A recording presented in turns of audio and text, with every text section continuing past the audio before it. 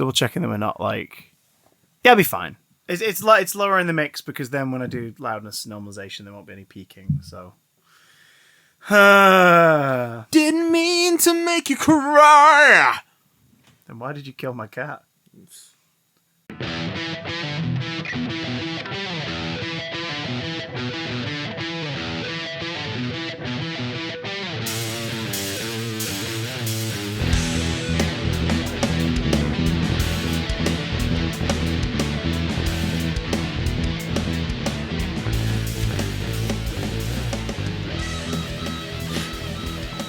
I have to stress he didn't kill my cat.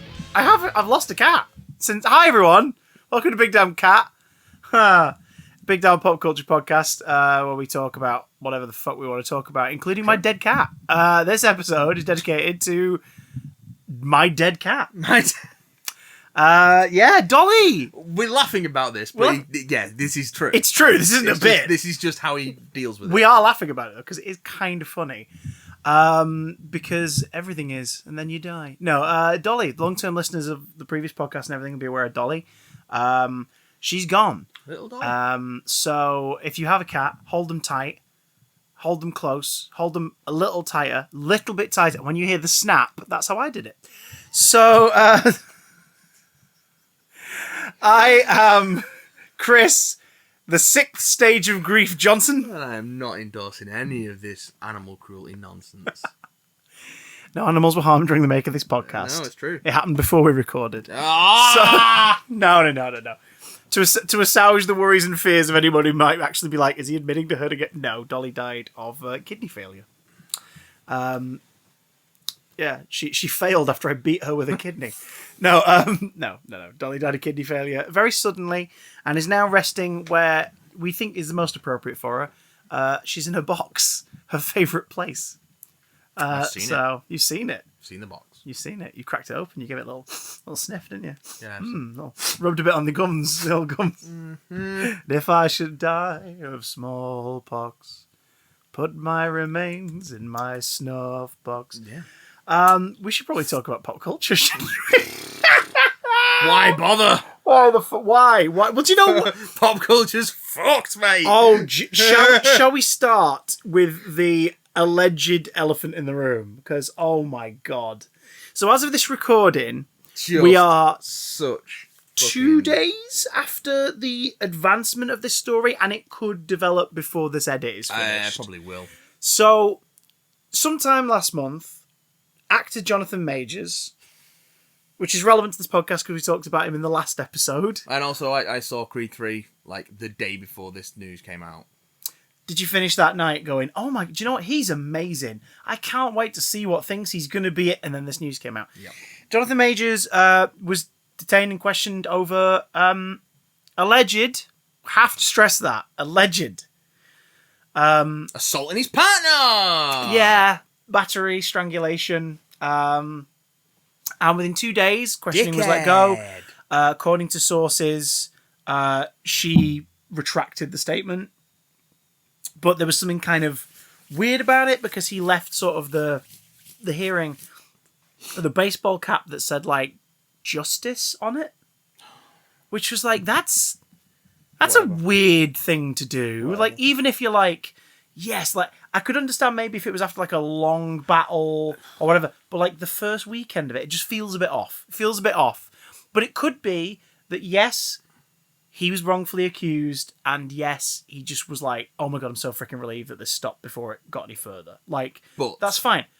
But when the news broke about the alleged assault that he committed, allegedly, his former colleagues and students from back when he was acting school and everything have come out, like several of them, to go, he's really deeply unpleasant to work with. Well, some of them had already shared stories about a person that they knew who was abusive and unpleasant, but obviously not named names. Yeah. And who was currently rising to the top. Yes. And it's hard to see them everywhere. And when the news broke, they were like, here, I'm pointing at this. I'm not saying it's him. This is what I was talking about. But this is related to the thing I said. So there's quite an alarming amount of prior allegations and stories that Yeah. I wasn't aware of until this news broke. Oh, I think the majority of the internet were sort of hit with this for the first time around this time. Yeah, and there's no smoke without fire, guys. Like, No. come on. Which has been exacerbated by this week's development, whereby it's been quiet for the last few weeks since this news broke, but now his management company and his agency, so his PR team and his agent, have let him go. And it's been a few weeks since the original story. Yeah. One could assume that maybe, this is going to vanish now. Like, maybe he'll say something about it in the future. Maybe he'll be like, something happened and I've not been a good person in the past, but like, I'm gonna take some time or whatever. Like, stuff where it's at least, okay, we can give them the benefit of the doubt that there's going to be some repair going on. More important than anything, obviously, is we hope that anyone, were it him or his partner or ex-partner, whoever was hurt or lied about or whatever, whoever is the real victim, sees some form of justice. Well, that's the most important thing. I don't think it's been confirmed. But the fact that his agencies have all dropped him suggests that there is something to come. I don't think it's been confirmed, but I believe the authorities have approached his alleged previous victims to cooperate with him. Right. So this means the management and agency know something. Either... And the really shit thing about this is that a couple of different things, a couple of different scenarios here. Yeah. What's happened is this stuff has been known about him, but the people who have hired him for those successively bigger jobs haven't known. That's possible. That's entirely possible. Abusers can cover their tracks, or it just has never been in a situation where professionally people have become aware of his behaviour. And that's still shit. Alleged behaviour. That's still shit because it means that either the people who had that previous experience weren't able to, or didn't feel they were able to speak out about it. Yeah. And that's shit. That's awful, yeah. The more likely scenario, because I'm nothing if not a cynic, is that this was a sort of open secret in the circles he was running in, and the people who were hiring him just didn't care. Or turned a blind eye, or didn't believe it. All of which are awful for different reasons. Yeah. And this keeps happening. Yeah. So something's obviously wrong that and it does happen with men, in that they are allowed to become more and more successful while this stuff is happening in the background, and the people who it's happening to are either not able to speak out or not being listened to. And so someone is allowed to become this successful on the precipice of superstardom, and then suddenly it all comes out. I mean, Kevin Spacey, Harvey Weinstein, yeah, Bryan Singer. Obviously, this allegedly, because that one's still this is a much dealt with more contracted length of time. I think that's what's most shocking about it, is because I've seen people bring up the false equivalence to a degree where they said, like, well, Josh Brolin has had a pretty horrid past. There was a story of him and an ex, and there was abuse involved, and this, that, and the other. It's like, yes, but 15-ish years ago, time has passed. It's not an ongoing pattern of behaviour, and you can't punish people dependent on what it is. You can't punish people forever based on a thing they've done where there has been time where they've possibly mended the relationships, repaired, repented. Do you know what I mean? It's whereas this just happened. Whilst he's on the world stage, continuing patterns of abuse as well. Yeah. It's very common that abusers don't just abuse one partner. I mean, somehow Sean Penn still has a career. Well, of sorts. You know what I mean? What? He's a legitimate journalist. Watch him go out there making his journalisms. What are you doing? Getting involved, Sean. Go away.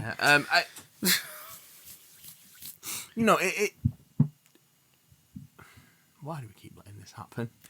And then, well, yeah, let's talk about. And we're a part of that. We're party to that. We we hired him. complicit. No, but yeah, we as absorbers and customers of popular culture, you can affect the way these things go, and if you feel that there is not justice being done, you should take the steps you can, no matter how tiny they are in the mix of it all. You should take the steps that you can to help. There's a reason why the two of us are very outspoken against J.K. Rowling and how she has, torn a horrid tidal wave through the trans community and things like that. Quick aside, if you've not seen the ContraPoints video about the Witch Trials of J.K. Rowling, go and watch the ContraPoints video about the Witch Trials of J.K. Rowling. It's fabulous. I mean, ContraPoints is always fabulous, but it's a particularly good one. And I feel like she's not done anything for a while, so yeah. Also, further recommendation, Jessie Gender's video on when J.K. Rowling set her fans on Jessie Gender out of the blue in December is a fascinating document. That's like a 3-hour breakdown of the wave of transphobia that Rowling's been pushing.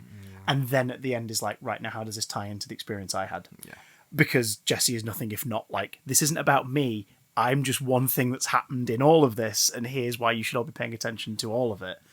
But again, we are actively not going to be spending money on stuff that will give Coling Rowling any money. That's how that works. You know what I mean?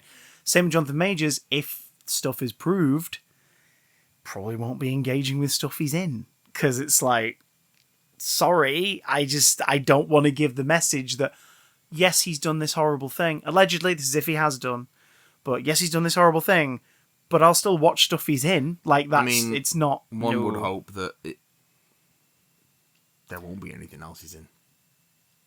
If this is what's happening, because that's the thing. I want it to be, a thing happened. It was a personal WhatsApp. It got blown out of proportion. Everybody's okay. They've talked to each other. They've made it up, and he has now gone. Yeah, I have a problem with past things, and has gone to talk to people. That'd be great, because then you go, that's person changing. That is a person engaging in making a difference and changing, whether it was forced into their thinking or not. That's a long-term thing. You need to take a big fucking step back for a long time. James Gunn, perfect example. Made some really off-colour observations and jokes back in the day. Apologised for it back in the day. Got dragged back up 5 or 6 years ago. Got him fired from Disney. Warner's hired him. It was proven to be this is ridiculous. The dude already apologised. And Marvel were like, we didn't fire him. Can we have him back, please? And it's all worked out for the better. Culturally, pop culturally, but also just he could point to, I already started to change way before any of this began. And his work is emblematic of the sort of personal philosophies that he's been sticking to as someone who's become a better... Now, of course, the difference here is it's just crude jokes. It's not physical abuse. Yeah, there's a gulf there. Yeah. And again, none of these things equate, but in terms of the pattern of showing that you are doing the right thing, making a change, making amends, there is a way to do that. But here's where we also touch on the weirdly disproportionate and other gulf of how this has been handled. Jonathan Majors versus Ezra Miller. Ezra Miller, over the last couple of years, they've engaged in some pretty weird acts, some caught on camera, some definitely on police record, ranging from strangulation of a fan that was play fighting, but the fan clearly was not all for this chief. Their interactions with a younger member of this family who they then sort of took under their wing, the farm where people were kept around, kids playing with bullets, and go Google all the stuff about Ezra Miller. It's insane how long it goes on. The beating up the people in the karaoke bar, the following the same people and beating up in a hotel room, the fight with somebody over a bottle of booze that they stole from. What? So again, what the hell? But Ezra Miller, we'll put them over there, let them do a bit of rehab, let everyone know they've done a bit of rehab, and then bring them back for the Flash Press tour. Versus Jonathan Majors, we still don't know everything. But their management's dropping Jonathan Majors because maybe there's more to come out. Yeah. But it's very odd that the world has immediately, or at least the professional world, has immediately gone, oh, Jonathan Majors, ooh, I guess that's over. Whereas Ezra Miller's been allowed to sort of carry on a bit longer. And you're like, there is something very obviously different about both of these individuals. Yep.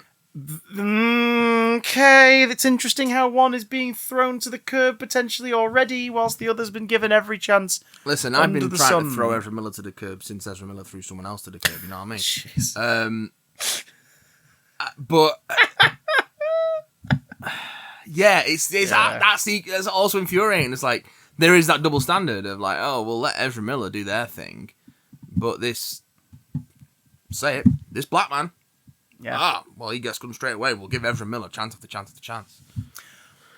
However, in the Jonathan Majors case, it's telling that it's the management taking the steps and not Marvel or Marvel haven't said jack shit. Anything, which is the smart play. Like, what are they going to say? In terms of as well of of where Jonathan Majors is in future projects, we know what stuff he's attached to, but the only thing he has filmed that has yet to go out is Loki season 2. Yeah. You could argue with that it's in the can. The viewing spike for that would purely be based off of the fact that people are watching it either because they love the original run of the show, or B, they're watching it out of curiosity to see just how much Jonathan Majors is going to be in it. So that's going to be an irregularity in terms of measuring the viewing figures of, have people tuned in because they love Jonathan Majors? Like, no, people have tuned in because they're curious as fuck. The Flash is going to be a similar situation. Most of the people going to see that movie are not seeing it for Ezra Miller. It's like I've said before, they're holding Michael Keaton's Batman hostage in an Ezra Miller film. They're holding our second ever shot at Supergirl on the cinema screen hostage in an Ezra Miller movie. They're holding Michael Shannon hostage in an Ezra Miller movie. They're just straight up holding Batgirl hostage. Oh my god. So, they've been sued about, by the way. Have they? Yeah. Who sued them? This is news to news. Who did the suings? I don't know. I don't know if they have been sued about it, or if someone's bringing a lawsuit against them. Breaking news, kind of. I just want to lean into the microphone real close. Yeah, while I'm looking at it's worth saying. Real close. Real close. This is just a secondary consideration. You know what I mean? Like, entertainment is entertainment. It doesn't matter. Entertainment's not worth the life and safety of individuals. That's the main thing with all of this. Whoever is the real victim here, be it Jonathan Majors' partner, ex-partners, colleagues, friends, or even Jonathan Majors, whoever it is, we hope everything's done right by them and it can be, set in a direction where the people who need to heal can heal, and the people who are slandering and slagging can be, told, oi, you're not supposed to get away with that. Here's your punishment.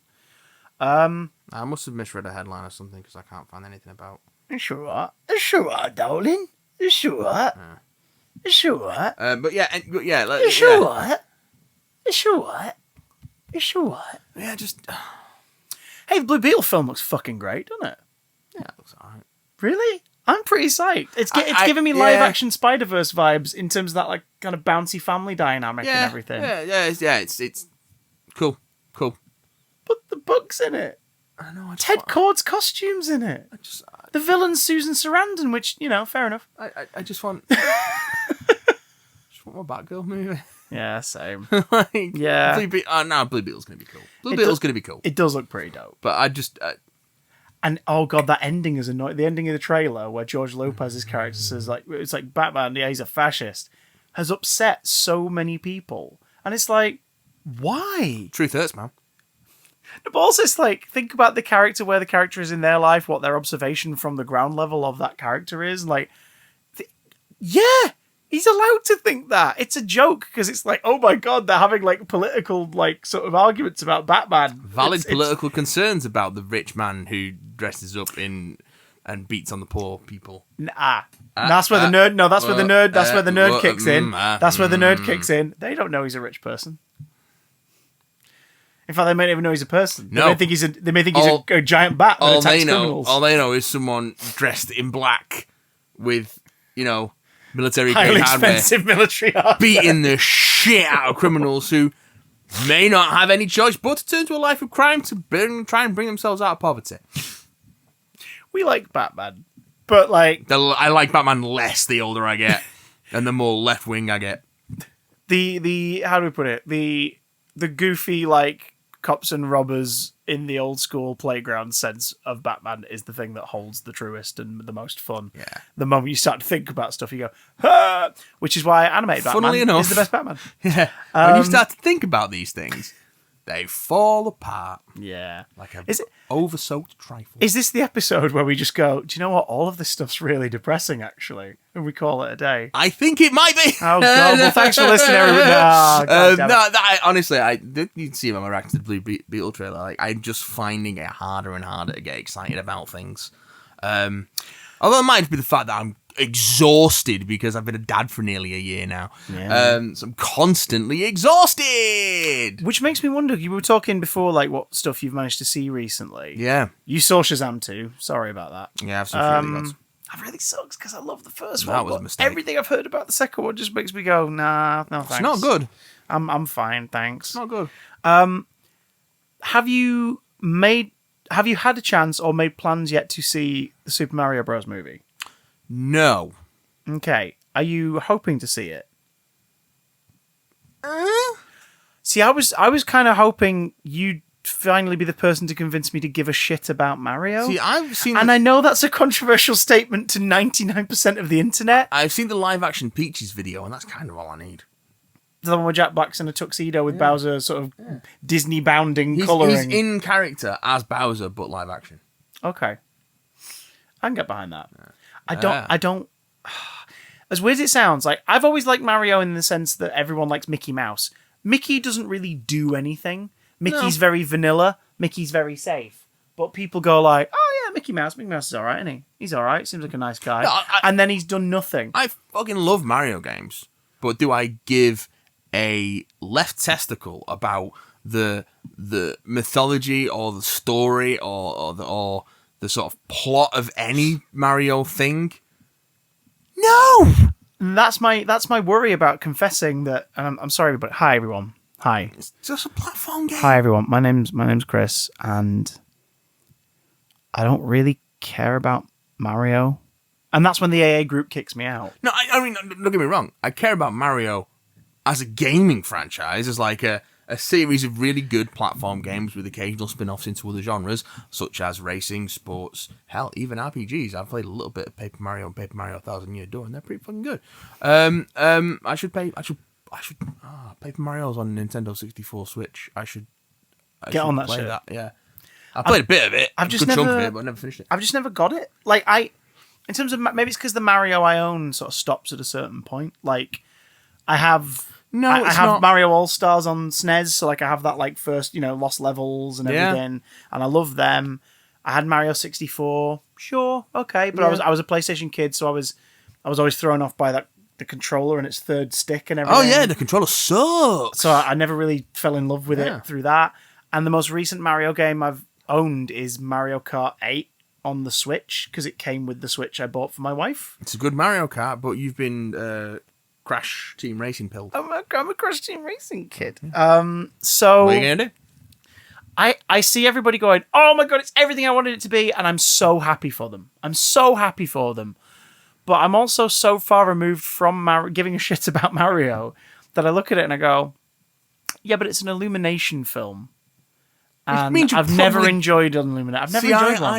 I have enjoyed all of the Despicable Me and Minions films that I've seen. I think the closest I came to enjoying them was the second Despicable Me. I saw that in the cinema, and that was mostly out of knowing how the sausage is made and being like, Al Pacino left this movie 4 weeks ago before it came out. They've had to recast and completely redub the villain. I have to see if this is pulled off. And it was. Yeah. It was done very well. And I think to this day, we still don't know exactly why he left it that late in the game. Weird. Like he'd done early press. And it's like, huh? Very weird. It's so strange. Like the only thing I could think of is maybe he just could not make the ADR for whatever reason. And they didn't want to get... and they had like you can't just get an impersonator clause in or something. And they just went, well, we're going to have to recast the character completely. I don't know what it... Because then that could have peed him or his management off, and that's why it's the whole he's away, he's removed himself from the project. But apart from that, I've never liked a Despicable Me thing, really. I've seen and enjoyed the first two. I even like the first Minions movie quite a bit, actually. I like Garth Jennings, but I thought Sing was awful. Yeah, Sing, I'm not interested in at all. But I also don't like X Factor Britain's Got Talent, so the fact that it's basically a film of that. Like, the only time I will ever give a shit about a film where the plot is a talent show or a singing competition is if it's a Muppet thing. Like, the Muppets... And even then, I'm not fussed about Muppets Mayhem the moment I learned that the main human star is Lily Singh, who is painfully unfunny. And it's like, oh, but I love Dr. T. Whoops. Like, oh my god. I think I'm going to knuckle down and you just gotta watch do it. You gotta do it. I'll give her the benefit of the doubt. Maybe she can turn me around. Maybe but, they'll give us some good material. Who knows? Maybe. I mean, it's a Muppet thing, not a Lily Singh thing. For me, yeah. I imagine if I did sit down and watch Sing, I'd probably have 90 minutes of good time. Yeah, I just don't. And I imagine I've heard Super Mario Brothers is much the same. Like, at base level, you're in for an entertaining, colourful 90 minutes kids film. Like, that's all right, and that's kind of all I want Mario to be anyway. But am I in any rush to see it? Not particularly. I think some of the casting's inspired, but I mean, Jack Black as Bowser is that's interesting. It's perfect. Charlie Day's Luigi, yeah. Apparently, Charlie Day's very, very good as Luigi. The common thing I saw coming up was that Seth Rogen is shit in it. But Seth Rogen is just Seth Rogen, which is weird because like he's so he's so disarmingly charming in interviews and stuff. Like, he seems like such a really fun, charismatic guy, and he's been great in roles that he's sort of like been involved in the production of and everything, the producing, and he's a great film producer. Yeah. Like, regardless of how you feel about the recent Halloween trilogy overall, well made. Freaking well made. You know what I mean? Got made, you know. But, like, apparently he is just not good in it at all. Yeah, I wish I cared. He's not done a lot of voice stuff, has he? Pumbaa. He's in Monsters vs. Aliens, isn't he? That the blob monster, isn't it? Yes, yeah. Forgettable. So, yeah, whatever. I don't know. Yeah, fine. Seth Rogen, maybe not a voice guy. Okay, cool. Maybe I'm just waiting for Across the Spider-Verse. Maybe that's what I want from an animated movie. Maybe I just don't care anymore. It's weird. What films are you psyched for this year? Well, I've still not seen John Wick Chapter 4. Oh my... Spoiler-free review coming right up. I gotta see it. I gotta see it. It's... though it may not be your favourite, it is the best. It might be my It's favourite. the best of the four. I've not seen it yet. It is the best of the four. I am... Like, I say that as someone who watched it, then we came home and immediately revisited the first one that same night, and I've realised that I think 2 is my favourite, but 4 is the best one. You know, and you can have that weird thing of, this is my fave, but this one is the best one. All right. I just fuck with this one a little more personally, but this one is, oh my god. 2 and the opening 20 minutes of 3 are like my happy place. Yeah, okay. Like the moment the giant fucking guy shows up and he's got the book, I'm like, oh so no! Like, I'm just that's so good, beautiful. Okay, so chapter 4, but still coming Across the Spider-Verse for me. I can't help Across it. Spider-Verse. That recent trailer was beautiful, and I am excited to see like all those visual stuff, like the bit where I love that Spot is the antagonist. The villain is Spider-Man 2099, at least in terms of like the one who's Miles is, you know, the opposing force to Miles in the film. And that shot where he's like attacking him on that thing that's fast moving and all the different visual styles are changing. And one of them's just the animatic. Like with sort of it's just clever, colour notes and everything. It's like, oh, this is beautiful. It's very clever. It's beautiful. The one on the psychiatrist couch at the end crying. He's like, let me guess, your uncle's dead. And then like all of them just burst through the wall. It's, oh, good God. Including, what's he called? Widow. The horse. The spider horse. So fucking weird. The toys are out in the States. Cyborg Spider-Woman looks amazing. You know the one that's just a giant tank with the big cyborg arm? That's just a cannon. That's Cyborg Spider-Woman. Fantastic. Bring it the fuck on. Actually, some of the stuff I'm actually more intrigued by is like the weirder, like some of the less high profile horror stuff, so like Evil Dead Rise.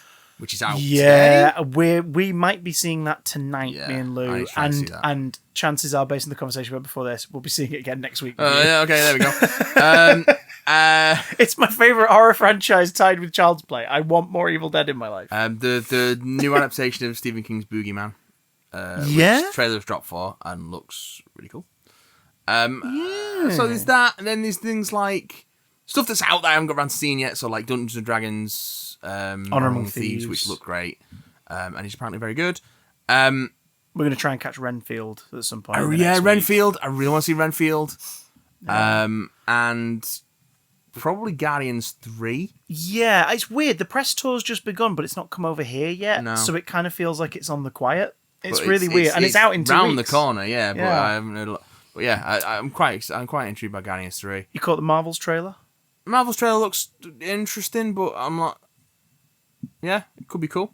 Oh, I had much more hyperbolic reaction. I'm I just was genuinely- like, no, oh my god, this looks amazing. I'm just generally finding it hard to get excited about anything right now. That's That's just like. What if I just edged you under the table while we recorded? Do you think you'd get a bit more excited? I wouldn't get much out of it. I'll tell you that. For all anyone knows, I'm already doing that. Yeah, It's entirely possible. I'm already. For all I know, you could be already doing it. I wouldn't notice. They can see my arms here, but they can't see my feet. Yeah. So on my not prehensile tail. It's not having much of an effect. I can tell you that.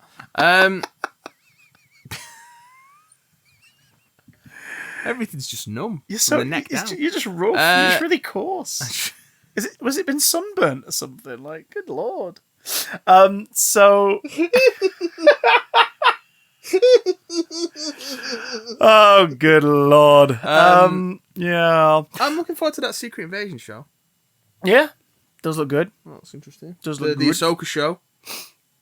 Yeah. That looks really cool. The stuff announced at Star Wars Celebration actually did tickle my pickle in a way I'm quite Even happy the about. Rey New Jedi Order stuff, I'm like, okay. Oddly, all that's right. the thing I'm most intrigued Let's just push Rise of Skywalker aside. That's why I'm push it out intrigued about front, it. and skip 15 years ahead and then do something else. That- Yeah, all right, cool. That's fine, why it has fine. my attention, because it's not Abrams. Yeah. It's someone else. And Daisy Ridley, you just know she was like, I don't want to do another one of these. For her to go, all right, okay, you have me. It's got to have been a good pitch. I have a theory. That it's a demon, a dancing demon. Oh, wait, something isn't right there. Not quite, Oh, but it's a truck full of money. no, yeah. No, so As John Boyega said, you ain't Disney Plus in me. I'm not getting Disney Plus.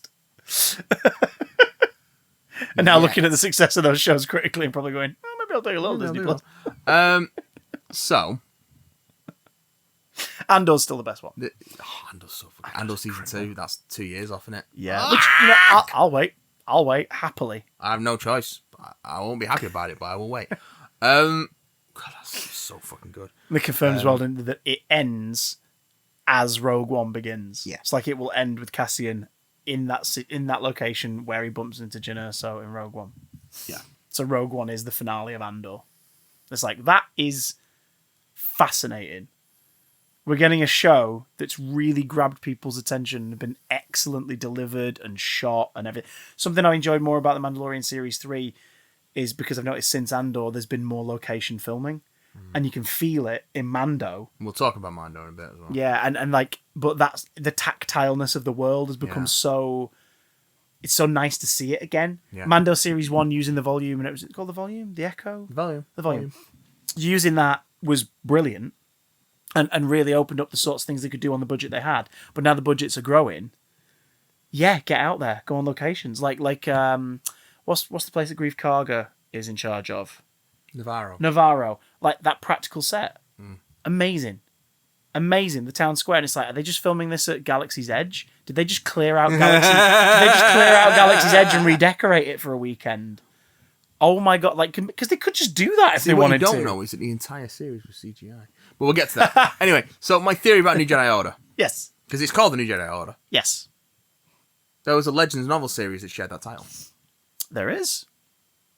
Do you know what that Legends novel series was about?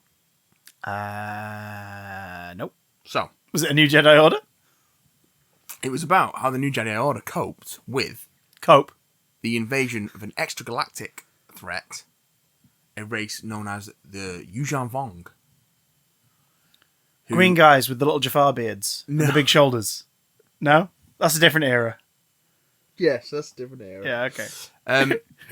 Who are a biotechnological race Okay. who have no presence in the Force. Oh, so they can't be felt. Their presence cannot be felt. You don't know what to get them for Christmas. So absolutely fuck the Jedi up.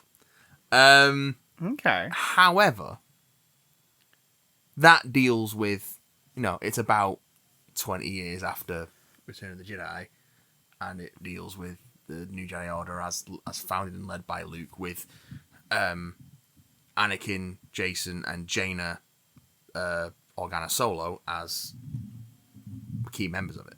Yeah. And that's it's like a 19-book series. However, the whole thing with the Yuuzhan Vong is when they turn up, it's sort of revealed, retconned, that part of what the reason that Palpatine was building the Empire is because he knew they were coming. And one of the things that he had in place as part of the preparation for that was Grand Admiral Thrawn. Right. Who is a big player. In all the upcoming stuff. In stories set between the original trilogy and the sequel trilogy, with Lars Mikkelsen reprising the role in live action. Yep.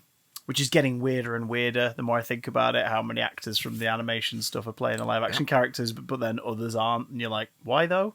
Some good casting though. Like, Rosario Dawson's very talented, but could you have not just given Ashley Eckstein the Marvel trainers for a couple months and got her ready to play Ahsoka in live action? She is a stage actor and then voice actor. Like, she could do it. Yeah, pretty good. Although she and Rosario seem to be very buddy now. Like, there's sort of there was never any animosity, but you could also imagine there was a bit of, that's my baby, and someone else is going to play my baby now. And they're just doing events now, stuff where they do photo ops together, and you're like, but yeah, they're friends. There was a great shot from the Star Wars Celebration of someone in Ahsoka cosplay doing a photo op with Rosario Dawson and Ashley Eckstein doing the Spider-Man point. Yeah. Like, that was quite good. So you think they're going to take from that and tie it into this stuff? Well, is Thrawn about to become like the recurring Thrawn. big bad? Yeah. But will Thrawn survive the events of Ahsoka / the sequel trilogy? It doesn't matter Clones. so much. Clonage! Because what you can do is then tie Thrawn into the founding of the First Order, which you've started to do with Mando. And then the First Order becomes what Palpatine was planning to stop the Vong. Or they could do something completely different. But that's the title is very specific. And the longer the new continuity has gone on since 2015, the more they've drawn on the old continuity. And also, another interesting tidbit, there was a planned arc of the Clone Wars cartoon. I finished that recently, by the way. I finally got around to watching the Disney Plus run. Yes. That last 5-episode stretch is incredible. Watched season 7. Oh, right. Enjoy. So I've watched season 6. Enjoy. It's the best because it's the best of the show. Its look, its pacing, its script.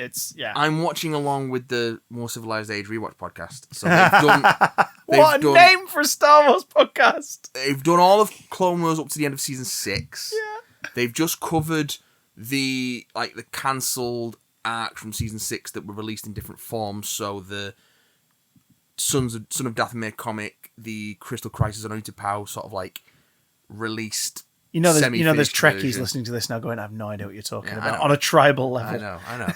And the Dark Disciple novel. Yes. Then next they're going to do Solo. Okay. And then they're going to go into Rebels. Yeah, I've restarted my watch of that now. So I'm about to start Rebels when they get there. Because I've watched some of it, but not. But anyway. Clone Wars Series 7's before Rebels, isn't it?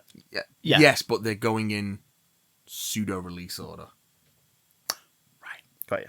Okay. Yeah. So they'll go back to Clone Wars to do the series. Okay. They're doing Solo. I'll just say you're in for a fucking treat when you get to that last stretch. Because Solo takes place before Rebels, but after Revenge of the Sith, because the Empire are already established. Yeah. But they did Revenge of the Sith before they did the Clone Wars cartoon proper. Gotcha. They did all 3 prequel movies. Yeah. Did Clone Wars 1 to 6. They're doing Clone Wars 7 after Rebels because it is in conversation with Yeah. stuff that is happening around the same time. Around the same release which area. is Yeah. Mando and the sequel trilogy and Tales of the Jedi and all that stuff. Speaking of Rebels, Bad Batch. did you see live action Chopper at Star Celebration? I love that they've kept him dumpy. Yes. They've kept him dumpy. Yes. I love it. So They've not just gone, no, that was a stylization choice. Make him the normal size of an astromech. They've gone, no, he's dumpy. He's a little dumpy astro droid. there was a He planned must arc. look like a short king next to R2. There was a planned arc of Clone Wars, which never got past the pre-production stage, of Obi-Wan Anakin taking and up Obi-Wan. jazzercise. Anakin and Obi-Wan encountering a Yuuzhan Vong scouting party. So this would have been them meeting this threat from much later, as most early sort of like, okay. And they wouldn't have known what it was going to lead to. They're just like, oh, that was a strange blah, blah, blah. And it might have only ended up being a little nod to the Legends continuity rather than being a tease of something later to come. And hey, Yuuzhan Vong might be forever consigned to Legends, as many things are, and probably should be. But they might Press draw F in on the that. chat to show your respects to Mara Jade. Press F to show respects to Mara Jade. Mara Jade's great. Who else watched the Ahsoka trailer and thought, are they going to do Heir to the Empire, but like swap out Mara Jade for the a different characters? character, yeah. That's Mara Jade. That's that older Jedi. Are they doing Yoris to both here? And is this like going to be a sailed down version of Heir to the Empire off in its own little corner of the post Return of the Jedi? Who knows? Because that was Thrawn's original introduction into the canon. It was. Was Heir to the Empire. So yeah, how much of that Heir to the Empire trilogy are they going to take from that? We'll see. Speaking of Star Wars, minor spoilers. We'll keep it minor just in case because this is within the week after, so I don't want to unload just in case. Minor spoilers for the Mandalorian Series 3 and its finale. Finale. This series was weirdly polarizing online, but when I say weirdly polarizing, I mean there were three camps. There were, I'm really enjoying this season. There was my camp, which was, I'm enjoying this for the most part, but some stuff's kind of just, I don't know what it is, but some stuff's just losing me. And then there was the other camp, which was, Lizzo bad, show jump shark, why about girl Mandalorian? I fell firmly into the first camp. Yeah, you had a gay old time. Like Fred Flintstone himself. Fred Flintstone and Barney when they're in Rock Vegas. Viva la Rock That Vegas. they never speak of again. They never must. Didn't they put the fucking... What's the alien called? Because they put him in that film, didn't they? I've never seen Viva Rock Vegas, and I have no intention of doing so. Well, that's I've a future seen episode. pictures. That's a future I've episode. seen pictures of Mark Addy and Stephen Baldwin as Fred Flintstone and Barney Rubble. and have no desire to see anything further because that's all I needed. Okay, well, we're definitely going to watch it now. Shit. Yeah. You know the little green alien in the later Hanna-Barbera shows where they sort of go, and they just change the formats or add a random character like Scrappy-Doo. In Flintstones, there was this green alien Cool. that just started observing, essentially like documenting early man was Ancient the aliens, idea. isn't it? Yeah. And then they put him in Viva Rock Vegas. So Cool. if you watch the Flintstones film and Viva Rock Vegas and take them as this one's this one and this one's a prequel to this one, it means Barney and Fred have met an alien. It's like, what? It's so weird. Why not? It's my favourite Dark Pictures anthology. happens Viva in- Rock Vegas. What happens in Rock Vegas stays in Rock Vegas. Good lord. But Mando Series 3, I'm in the second camp.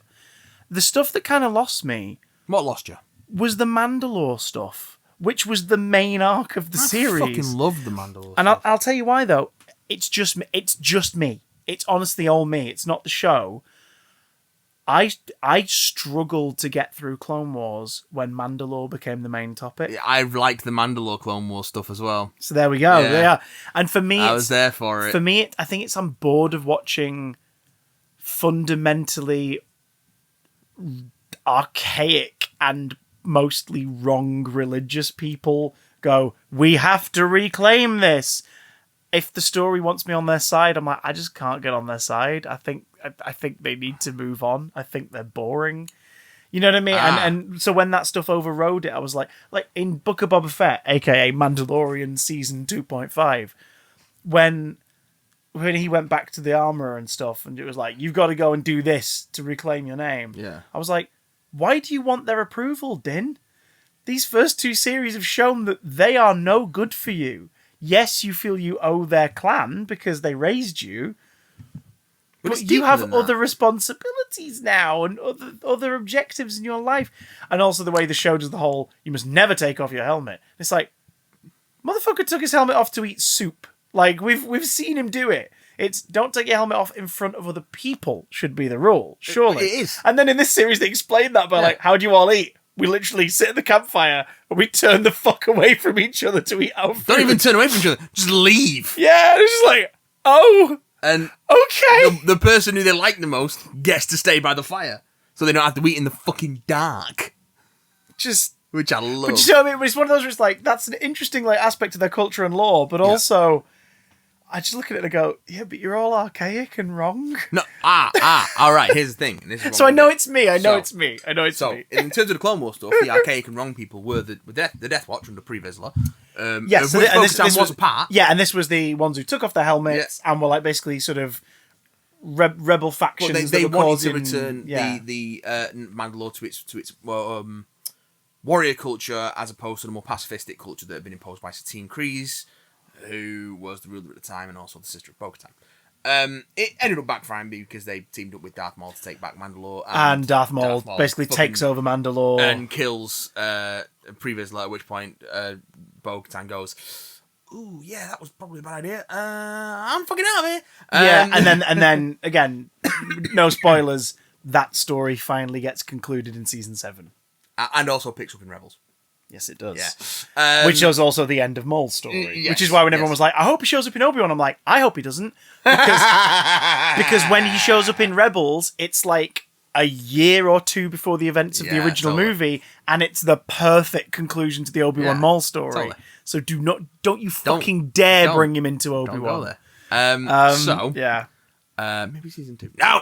No. It's not happening. No. I have mixed thoughts on Obi-Wan, but mostly positive. It was fine. It would have been better if it were a 3-part miniseries. It would have been more streamlined, and but it was also just nice to spend time with McGregor in that role. So I'm not knocking it. And precocious little child Leia stole my heart. She was great. She's so good. She was wonderful. And Vader was scary. Yeah, he was. He was really scary. And the Inquisitor was a fun villain. Yes. Like, it was nice to sort of see that an early version of Kylo Ren in terms of this person is here, they have their own feelings about this, and they will lose their temper. It was like, this is good. Totally. Like, why not? You know? I enjoyed Obi-Wan, but like... Mandalorian culture. You were into that shit. Yeah, I was into that shit. But they were the bad guys. Yes. Bo-Katan's lot were the villains. Unambiguously the bad guys. But Bo-Katan's lot was sort of the villains, as it were. But then, like, the sort of the strict Mandalorians, like, ruling with Maul and everything, that sort of turned it around. And yeah. Basically, it got complicated and political and scary. So the Children of the Watch are an offshoot of that. Yes, they are. So I'm just checking my memory card, son, because I'm an old man. We're all good. I'm an old man. I'm an old man. What? Now, I totally get... For those listening along at home, I just dropped my pants. I totally get, why is Din trying to appease this Children of the Watch cult that starts season 3? What have they ever done for him? But then I also get why Bo-Katan finds it so appealing. And sort of joins it, because she's lonely. Yeah, it's a sense of home and belonging. She's got nothing left. And Din, it's all he's ever known, even though he probably deep down knows, I don't need to do this. Yeah. He wants to do it because that's home for him. But then what happens is the armorer gets it. Yeah. And she's like... That's when it turned me around again. We need to compromise. That's when it turned me around again. It was like, we should be together because it means we will be home. Now, she may have only done that because of the Mythosaur thing. Or that was just the thing that made her realise, we can go... We can compromise and go home. We don't have to enforce our version of the way on all Mandalorians because at the As root Bo of it, we're beautifully all put- Mandalorians. As Bo beautifully puts it in the penultimate episode, the biggest enemy of Mandalore has always been themselves. Yeah. They've always Totally. fought. They've always found division. Always. But when we are together, we are unstoppable. Yeah. Yes. which, and that's when it won me back around, because the message of the series has always been about not being a lone wolf, Yeah. finding family, looking out for each other. So like the fact that then carried into the Mandalorian thing, I was like, okay, you have me. And The taking thing that precedence over their weird religious dogma, like Yes, that was when it won me back. yeah, That during that 2-part finale, I was like, you've got me. yeah, Prior to that, my favourite episodes had been the 2 standalones. And by standalones, I mean the one where it was, we're literally just going to have some celebrity guests and do a droid story. Because it was the first episode of this series to me that felt like, well, maybe the first episode of the series as well. But like, it was one of the few this series that felt like series 1 of go to place, I need thing. Oh, but first, can you do that? I don't mind that because it's a lone wolf and cub. They go from town to town doing their thing. So I really liked that one, and I thought the guest turns were sweet and fun. And it was like, yeah, fuck it, why not? I love the fact we got battle droids. Yeah. I love the fact that the dude who's been voicing Grievous and the battle droids for years is still voicing the battle droids. I like the battle droid, the droid bar. Like the droid bar's so some good. great ideas in there. But I think still my favorite episode of the series was the one with the scientist. That was so good. Episode 3, where it was That was so good. oh, Din and Grogu and Bo-Katan, yeah, fuck them. We'll check in with them in the last 2 minutes. You're going to spend the next 50 minutes with random scientist guy from the clone lab being reintegrated and showing what the Republic did after they were like, right, not everyone worked for the Empire because they were a bastard. And even the ones who did, we have to give them a chance. It's the Star Wars version of Operation Paperclip. Yeah. It was fascinating the way they did it. And the way that, like, one of them, the what was she? She was a navigator. Elias Kane. Yeah. Was working the entire time for Gideon. Oh, yeah. And that's why I loved, again, we'll keep the spoilers vague, but the finale being, look, here's what he's learned. Here's where his priorities are now. And here's the real reason why he's, like, don't let him near Mandalore. Because he's been fucking using it the entire time as the backup / like, denouement of his plans. Yeah. We got a Hux relative. Potentially his dad. It is his dad. Brilliant. If you've read any of the sort of early Nui U stuff, you'll have read. There's a trilogy, isn't there? The one set immediately after. Yeah, I've read the first one. Yeah. So was that him? Brendel Hux turns up in Aftermath, yeah. There we go. Yeah. We go. It's and the way he plays him was like a slight Domhnall Gleeson impersonation, which is like, well done. It's his brother. It's his older brother. There we go. That's why. Wait, who's actually playing it? Who's playing him? Oh, that's genius. Yeah. That's so good. God, they know what they're doing. They know what they're doing. The notion of like, oh, the Snoke clones. Yeah, someone's going to get around to like the Palpatine and Snoke stuff later. But that's not what Gideon's been taking the research for. Was a very nice kind of, look, we know that you all like piecing it together, but we also know that you all would groan if it was like, and it's Snoke. So we're not giving you Snoke. But it's probably we're giving you something much more fun. And the way that his Mandalorian inspired Imperial armor was sort of a way to give Giancarlo Esposito a Vader look. Yeah. Be like, come on, let him be hands on. It's fucking cool. Like he was fucking great at the end of season 1 when his presence alone was the, oh my god, who's this guy? Holy shit, he's brought like 1,000 stormtroopers with him. What is going on? But now it's at the stage where he's like, no, he's angry enough that he wants to punch the living shit out of Din. He wants to punch the living shit out of Bo-Katan. Like, he wants to do it. And he's earned it as far as he's concerned. Grogu is baby. Big baby, no squeezy. Yes. I dug it. I want it to be the end now. I think that's the perfect place to leave. I don't think we'll be seeing Din and Din Grogu for a little bit. Yeah, I don't want it to be the last time we see the characters, but I think The Mandalorian is finished now. I think a neat little bow, and if people don't want to follow them beyond this, and this is their ending, it works perfectly. Well, there's a couple of things to that. Yeah. Oh. One is that, the brush was said, The Mandalorian no longer refers specifically to Din Djarin. No. So who is it then? Bo? Din Grogu? There you go. Why not? So if we do get more Mandalorian, I don't think it'll focus on Din. Second thing, there is scuttlebutt from behind the scenes that Pedro Pascal was getting pretty unhappy during season 3. Partly because he wasn't there for a lot of it because he had to film Last of Us, but also because of the way Kathleen Kennedy. Oh God, no! We're two white guys talking about Kathleen Kennedy. Does this automatically mean we've become one of those podcasts? Apparently, God! What Jon Favreau and Dave Filoni wanted to do was to have the Din and Grogu stuff from Book of Boba Fett as part of season 3. Yeah. Well, Kathleen Kennedy forced them to put it in Book of Boba Fett. So Pedro was just sort of unhappy about the way and that's the vision had been all that compromised. relationship. Okay. So I think she has made some odd decisions. Like the thing is, she's fucking good at her job. She's been around since Indiana fucking Jones. Like she knows what she's doing.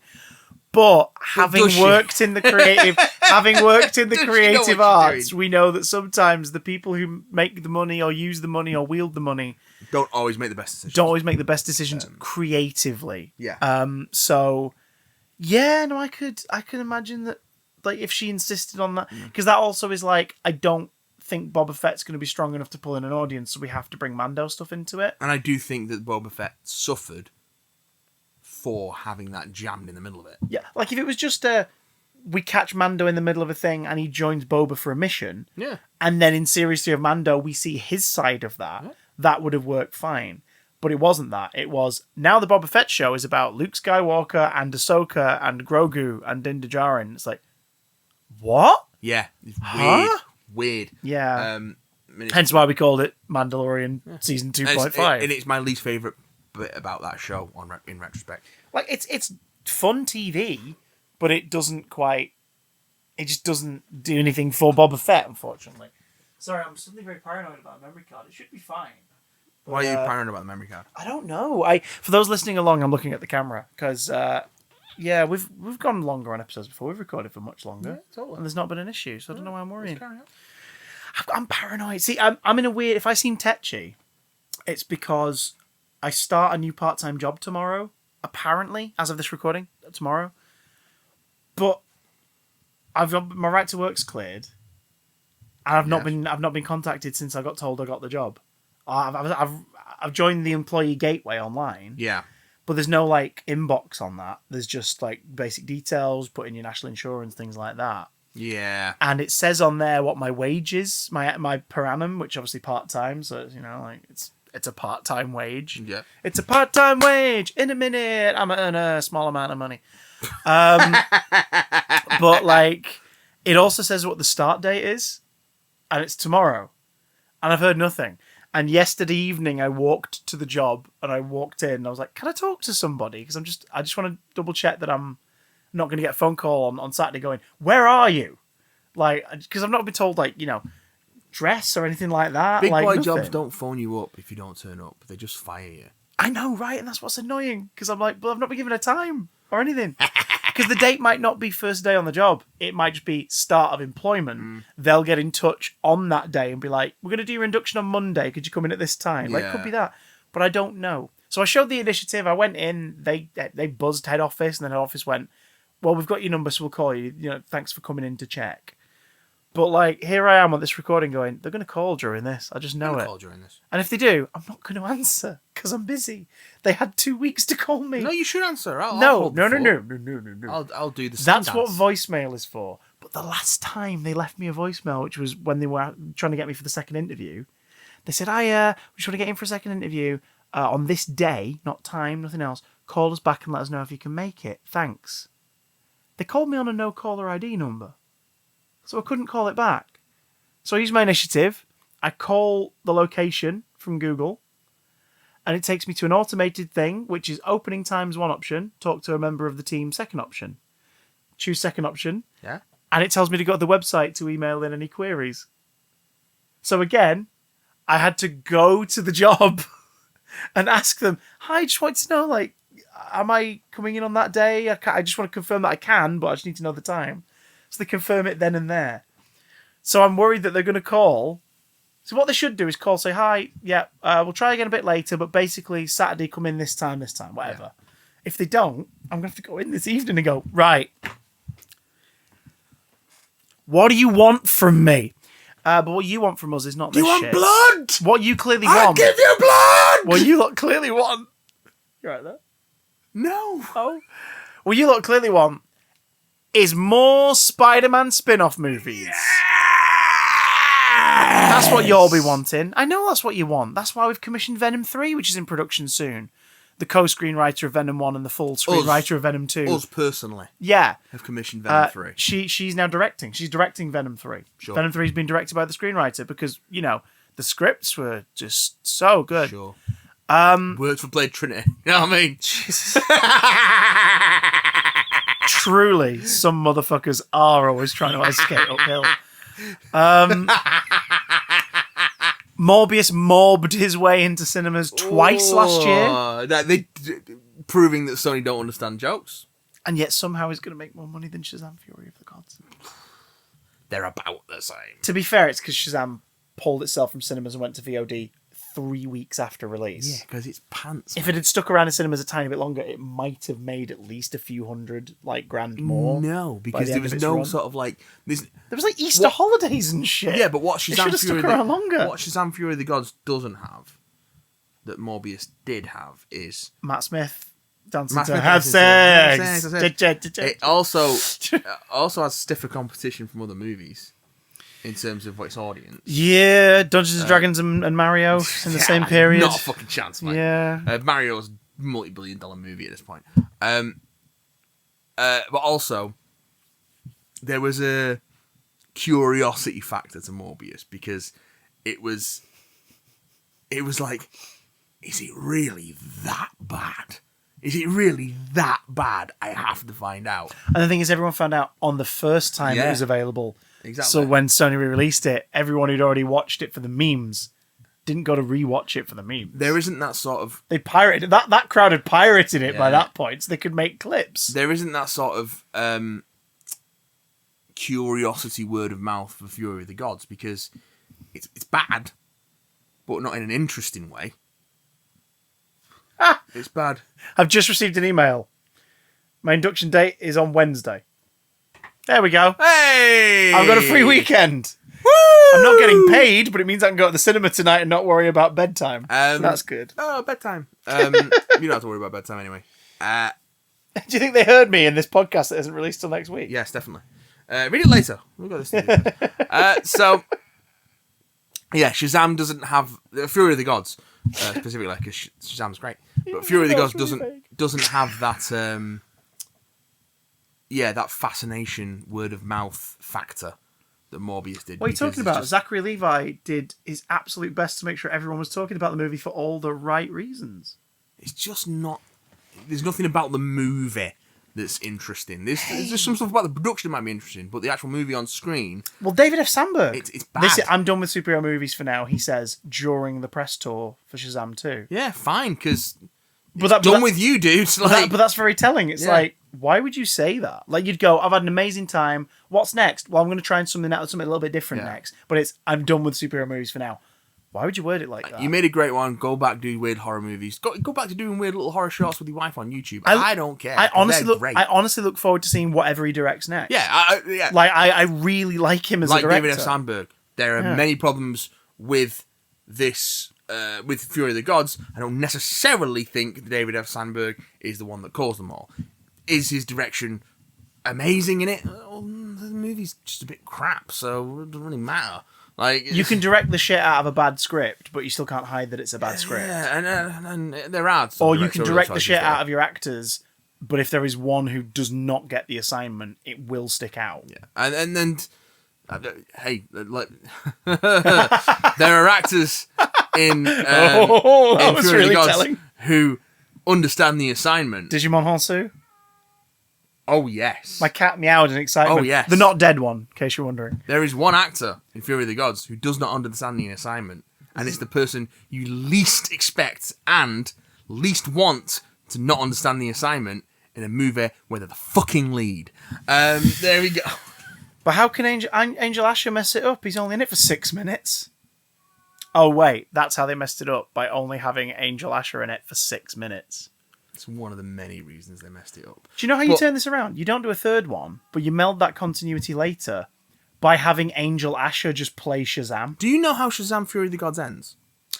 I've seen enough online to know that, spoiler alerts for a movie you didn't see, folks, he dies and then is resurrected like it's no big deal by a big celebrity guest cameo from Justice League. Do you know who the big celebrity guest cameo is? Yes, because they spoiled it in a TV spot 2 days before the film came out.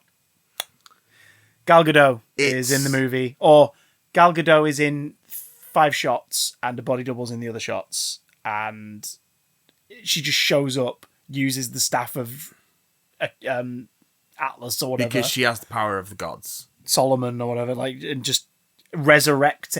Billy is buried and Shazam crawls out of Billy's grave. Yeah. Yeah. Yeah. Yeah, that's a thing. And then they do a joke about him wanting to bang Wonder Woman. Yep. But there is quite a funny one earlier in the movie where he's having a dream about Wonder Woman, and when you finally see her face, it's the wizard's face. Because he's trying to communicate. I don't know about you, but I think that is still sexy. Because he's trying to communicate with Billy through his dreams. So because he can't remanifest in the mortal. There's a whole thing. He ruins a sex dream, basically. Yeah. Or or enhances it. A smooching dream. Because it's still a PG-13. Yeah, doesn't one of the characters smooch someone who's thousands of years old and he's underage? So, the villains... Shazam Detour 2. The villains are 3 goddesses. Yes. Helen Mirren, also, Lucy Liu, and Rachel Zegler. From West Side Story? Yeah. Ah, okay. Who have, obviously, looking at the actresses, have a Mother Maiden Crone thing going on. With, it feels wrong to call Helen Mirren a crone, but... no, but like they've got that thing of older one, much older one, younger one. Yeah. Yeah. Rachel Zegler is the main one, and the first time you meet her, she is posing as a student at the high school to try and get to Shazam, and ends up kind of flirting with Freddy to get him to give up information, but also kind of falls for him at the same time. Yeah. The reverse liar revealed story trope. Yeah, totally. And then ends up being the one who... the actual villain. I guess the idea is that thing of, like, she's still technically a teenager, because that's what she physically is, but it's like, yeah, but she's also thousands of years old. They joke about that in the film. Oh! Like, particularly with his foster parents going, this feels weird. Yeah. But that's all they do. That's all they just joke about it. But the actual villain is Lucy Liu. Okay. Like, the other 2 sisters end up helping out the Shazam family towards the end. But how does this tie into the Sony Spider-Man cinematic universe? Big damn challenge, motherfuckers. I set Matt a task the other day, and I've done it myself. Oh god! Well, I've done it myself. I did a bit of it. So basically, I did the bare minimum. I didn't even do the bare minimum. Earlier this week, Bad Bunny, the rapper, was asked, "How's El Muerto going?" Now, for those who are like, "What the fuck's El Muerto?" Don't worry, so's Bad Bunny and everyone working on the El Muerto movie. El Muerto is an upcoming Sony Pictures superhero film about a Mexican wrestler with super strength who has featured in, to my knowledge, 2 Spider-Man stories. I own one of them. It's in Friendly Neighborhood Spider-Man from 2007, 2008. It's the, oh shit, El Muerto, how have you been story. Like, he just randomly shows up in a story and helps Spider-Man defeat, like, the actual villain of the story. But prior to that, he and Spidey fought. Oh my god, so the Spider-Man wrestler, is he the wrestler Spider-Man fight? No, he's not. He's not important. He's not like the wrestler from Spidey's career. He's not Bonesaw or Crusher Hogan. He's none of those. He's none of those wrestlers, right? Crusher Hogan with his weirdly featureless face from Amazing Fantasy 15. And then later on, whenever they draw him, he looks like Crusher Creel, and it's like, why does he look like Crusher Creel? Oh, There was a thing for a while of like maybe it was the Absorbing Man, and like before he was the Absorbing Man, it's like no, I think he just drew another bald guy with a slightly pointy head in also, a unitard. Wasn't Crusher Creel a boxer? That's probably why. I don't know. Maybe he fought Battling Jack. No, don't have to disconnect everything. Unless you're Sony. Because for some reason, El Muerto is one of the films that is in according to Bad Bunny, pre-production. But has a penciled-in release date of early 2024 as of this recording. They better get fucking working on it then, aren't they?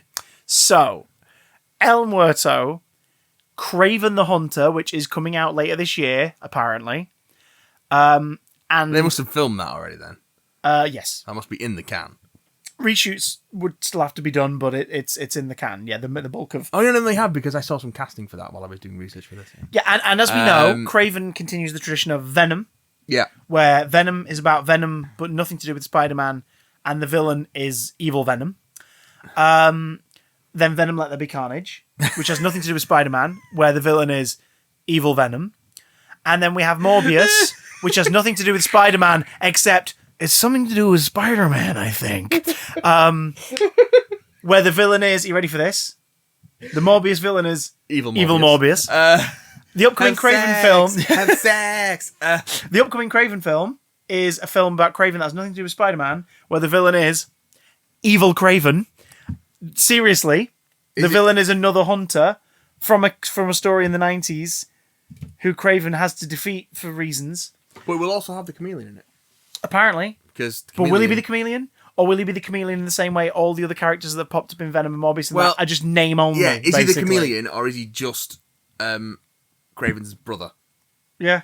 Who happens to be the chameleon in the comics? That's the question. Yeah, I just... Which...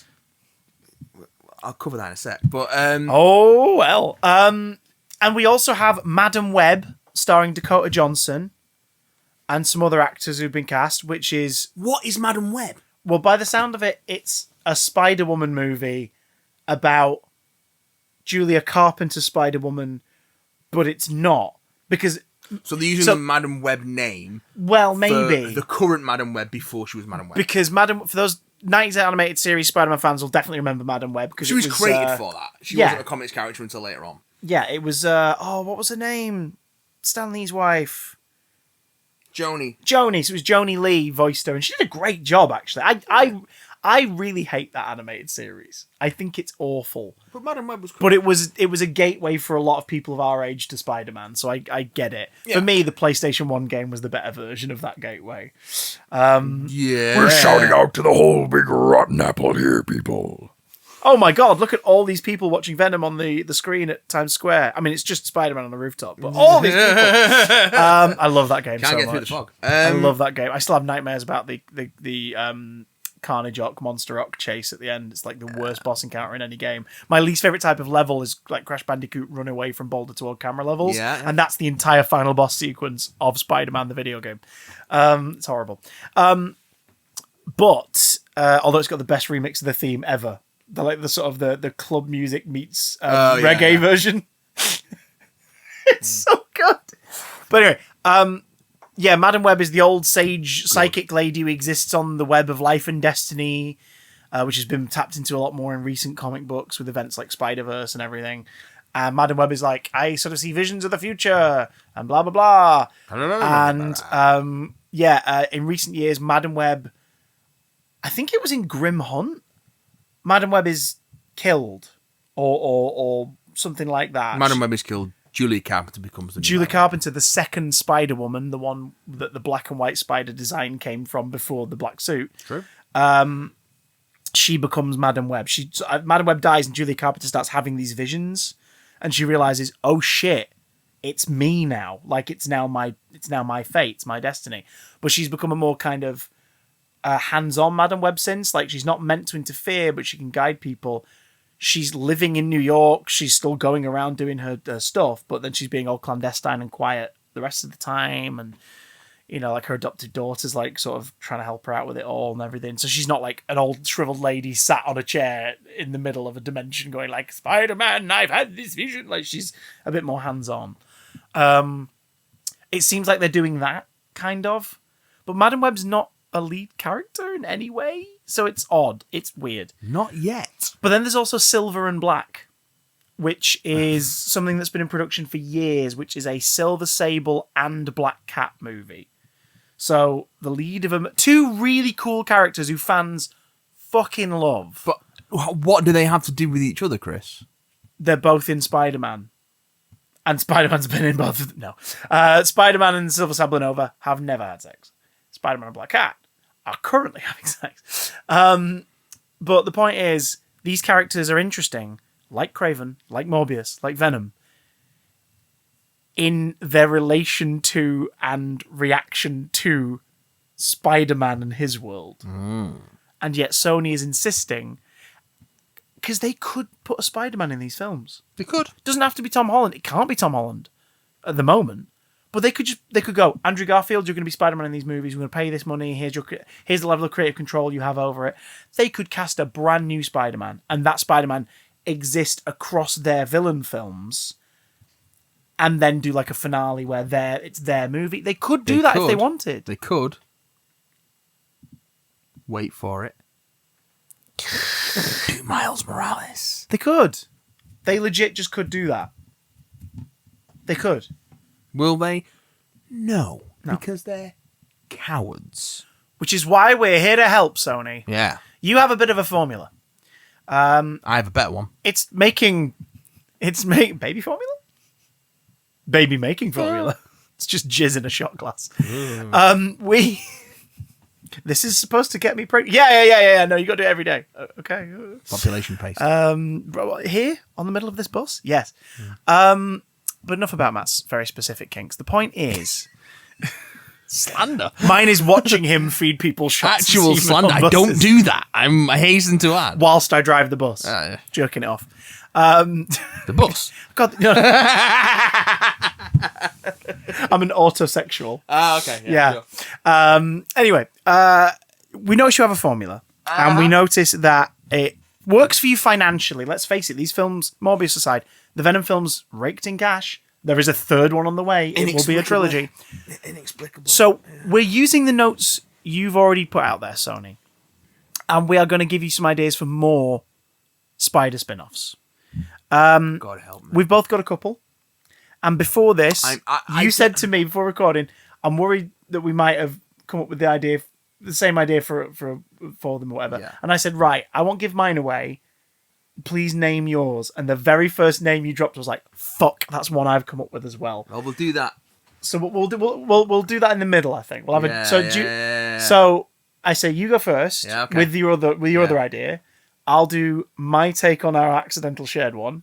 You do your take on thingy, and then I'll round us out with what I think would be the seminal Spidey spin-off, because it's pretty pivotal. I do have a third that I wasn't going to do, but then with the conversation we just had, I'm like, no, fuck it, do it anyway. Okay, in that case, let's start with the third. Let's spitball them. So the premise of this, very simply, this is the task, the big damn challenge I set Matt, was these parameters. And, you stick to them loosely, but these are the parameters of the challenge. And I want you in the, if you're watching this on YouTube, which you should be, let's face it, if you're listening along, thanks very much. Leave us a review, you fucking snide bastards. Come on, write a review. And then go give yourself a little reach around, just from us. Think of us. What? While you're on the bus. Oh, okay. If you are listening to this, please write us a review. Thank you very much. Appreciate it. If you're watching this on YouTube, write down below your Spider-Man spin-off pitch for Sony based on these factors. You ready? So it's in the spirit of El Muerto. Right? El Muerto is the reason we're doing this. El Muerto! What is it about? As in the character. What is the plot? Mm-hmm. Who's your villain? You can name him in the plot if you want. Who have you cast? Cast a couple other characters. Like, cast the main character or whatever. Yeah? And how does the film avoid putting Spider-Man in it whilst somehow making him really important to the film's existence? Doesn't mean it has to be absolutely bob-on important. Like, we could be Morbius levels of... There's images of him in the trailer that aren't in the film. Yeah, I know. There is a line dubbed by Michael Keaton at the end that references Spider-Man that will then remove after a few weeks because we've probably been told off by someone at Disney. So, who's your loosey goosey runner up? Who's your runner up? The one I wasn't going to do, but I am going to do. Yeah. Just when we were talking about Craven, then Chameleon.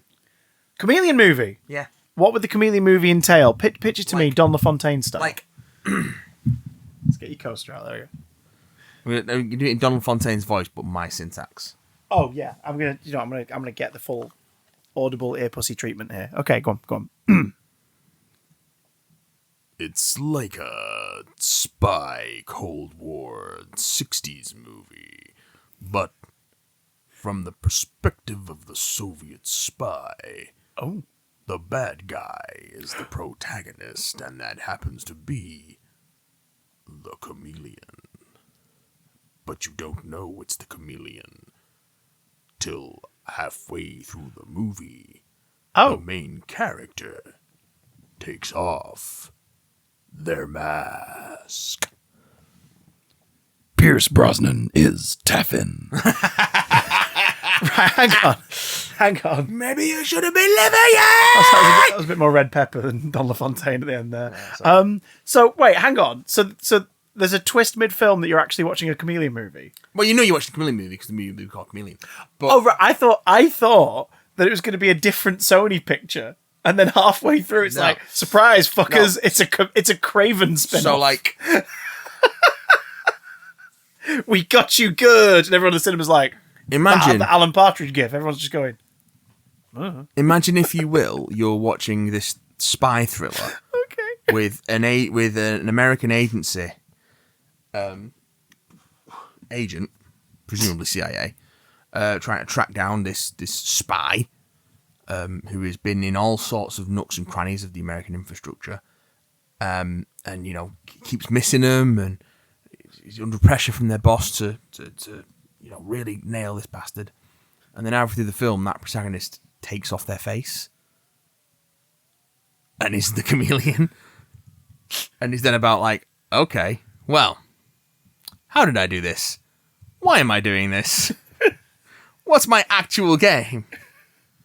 And it can be something like, I'm just playing off these superpowers against each other for profit from a third party. Or Baby. I'm doing it to prepare for a greater threat, which is teaming up with some guys to do some good. Innit? Something to do with Spider-Man, I think. Something with Spider-Man, I think. That was as far as I got with that one. Because then I was doing some research and was like, oh, Chameleon's in the Craven movie. God damn it. Balls. Well, it's a spin-off from Craven. You're giving them spin-offs before the rest of the spin-offs. But that's the idea of how, like, it's a Chameleon movie, but you think Chameleon's the villain until halfway through the movie the protagonist is revealed to be the Chameleon. You've been watching Chameleon the entire time. Yeah. All right. I'll be honest. I think it's a bit too clever for Sony.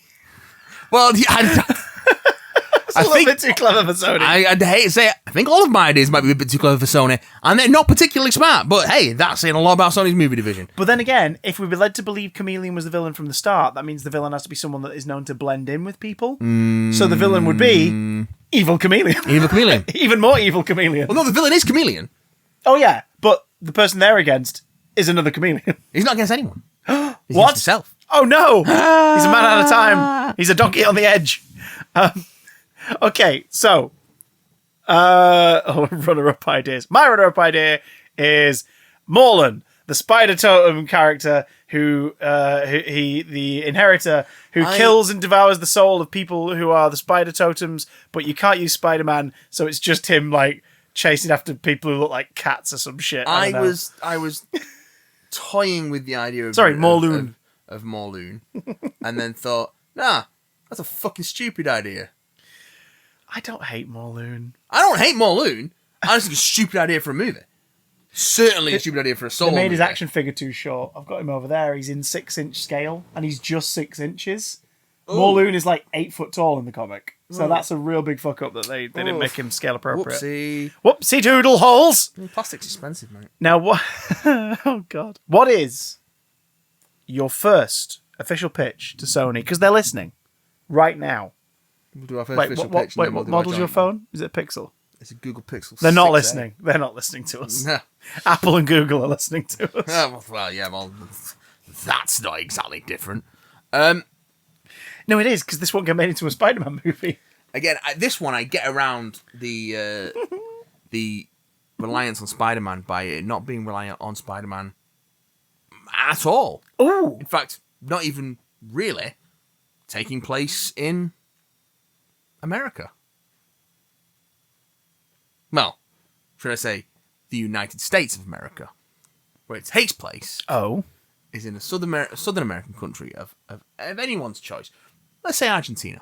Let's say Argentina for argument's sake. Because what's the old trope of what happened at the end of Second World War? A load of Nazis escaped to South America. Argentina, for example.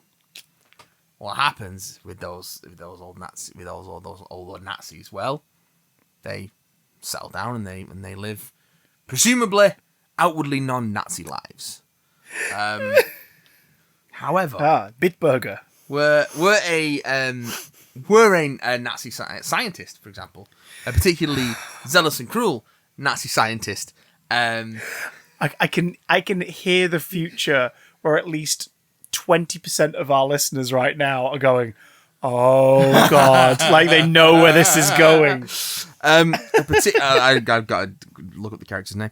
A particularly twisted and zealous Nazi scientist finds himself in South America, continuing As opposed to the level-headed Nazi scientist. well, like the famously calm and level-headed composed, yeah, Werner von Braun. Definitely not a Nazi. Got us to the moon, after all. Would a Nazi have got us to the moon? Definitely. I've seen Iron Sky. So I was just gonna say. Fucking hell. So a particularly shall we say enthusiastic Nazi scientist by the imaginative name of Fritz von Meyer, who does a lot of work around mutations and gene splicing and all that shit, but obviously very early because it's 1940s and that shit is weird. And we'll set this in the early 1970s. What we'll do is we will have a group of Argentinians. I see what I did there? Argentines. Maybe with a couple of American tourists thrown in there just for the English-speaking audience. And what we'll do is we'll have them take a trip out to sort of idyllic country retreat, and have them stumble across an old cabin in the woods style thing, but in Argentina instead of America because there are other countries. And what we'll do is we'll have them Evil Dead style stumble across this old research. Yeah, they will. That happens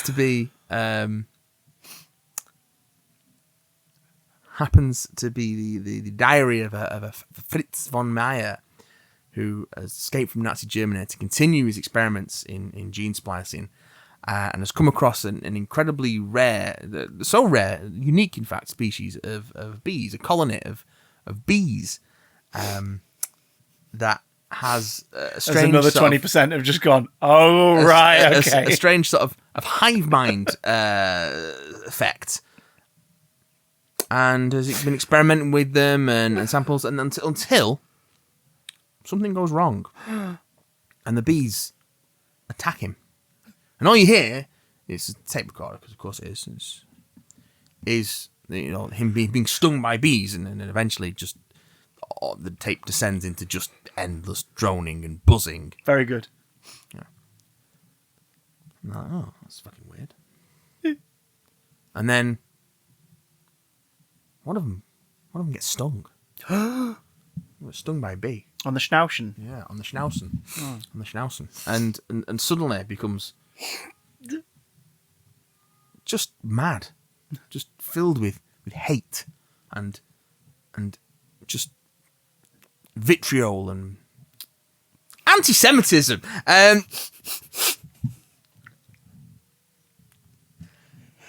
Ladies and gentlemen, what we've got is a slasher, cabin in the woods, Evil Dead style movie where the villain is not a group of murderous yokels or spirits that possess your closest and dearest, or even some sort of demonic entity. No, it's a Nazi made of bees. It's Swarm. It's Swarm. It is a colony of bees containing the consciousness Broadway's very own Swarm. Yeah. Containing the consciousness of a Nazi scientist which they consumed, which used his skeleton as a frame to take human form, and enact terror on this group of Argentines. The moment you started to pitch that as a slasher film, I was like, the thing is, I would watch The this. thing is, it's actually pretty fucking good, isn't it? Like, fuck yeah. and the idea that that the bees stinging people don't kill them, it turns them into, like, violent Nazis, Which basically. is not, like, what happens in the comics at all. No, that's the Sony twist. But That's how you get... Do you have a villain outside of Swarm being the villain? No, Swarm is the villain. Right. Swarm teams up with the teens at the end to fight the eviler Swarm. Oh, no. Which is one of the teens who's become like an uber-Nazi. Oh! So the Nazi is like, I may be a Nazi, but I'm not a Nazi. No, I think how you end it is they do defeat Swarm. Okay. But one bee survives. And it just so happens to be a queen. So the skeleton's gone, Yeah. but His consciousness Von Meyer's in the consciousness queen. is still in that queen. Who do we cast? Endless sequels, mate. We're talking Friday the 13th levels of sequelization. Who do we cast as Swarm? Bill Skarsgård. Little did people know, not only can he make his eyes like sort of bulge sideways, He's actually he can also composed turn his eyes entirely into of bees. Motion capture performance and flashback. Okay. Because he's fucking mental. So Spider-Man's not connected to it at all. And But how do you tie Spider-Man into the marketing so that people get tricked into seeing it? Like, what's deadlier than a spider? A bee. You A have, new Marvel legend arises. you have a spider on a web crawling towards a bee that's trapped in it, and the bee turns around and fucking murks it. Yeah, there you go. Yeah, that's how you do it. That's horrible, and I love it. Yeah. The thing is, you pitched a film I would watch. Yeah, I know. Swarm as a like straight to DVD level of ridiculousness slasher series. Like it would absolutely work. it's one of those that it could be a completely fucking independently written movie. All you have to do is just change a couple of details and it suddenly becomes a Swarm movie. Like, there's probably a script out there very similar to what I've just described. It's just that no one's made the connection to Swarm because it's fucking Swarm. I can dig it, man. I actually would watch that. Yeah, I know you would. It's ridiculous. I'm making it just for you. We matched on one of our suggestions. We did match on which one of our shows suggestions. how much we're in tune with what we thought would be picked here. I don't know if we'll take similar approaches to it. I think but- we'll go different places, but I think that's part of the fun of it. Because when you think of these Sony movies, the first thing you think of is the 90s. Because so many of them are based around what worked or what featured in the animated series or in merchandise in the 90s. Because Avi Arad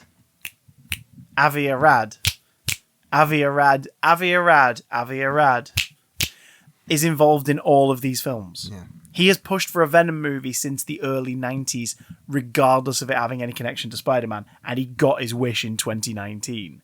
So, we both obviously took our brains back to the 90s and went, what characters did they push in Spider-Man books that just never caught on, but fuck me, did they try? And one of them is Cardiac. Yep. Cardiac. Who better to, as I write here, who better to resuscitate a dying cinematic universe than a physician? A physician! And physician, heal thyself! And you can have a bit where someone says, like, what are you? And you can go, I'm Venom. Rah! And they go, huh? And he goes, just kidding. I'm Dr. Elias Wortham at your service. As he helps him up. So, bit of background for those who don't know. Cardiac is a vigilante and sometime enemy of Spider-Man who has a mechanical heart that charges a vibranium mesh that's laced under his skin. Now, it can't be vibranium because it's Sony. Sure. So let's say that instead he finds a way to cybernetically implant medical equipment into his body, like defibrillator palms, like a heart rate monitor on his chest. So you've got the visual of like a... I wasn't going to quite go that way, but okay. Okay, no, but that's what I like about this, because the pictures are different. His whole thing is he's trying to help people through medicine, like movie Morbius, and unnecessary violence, like movie Venom.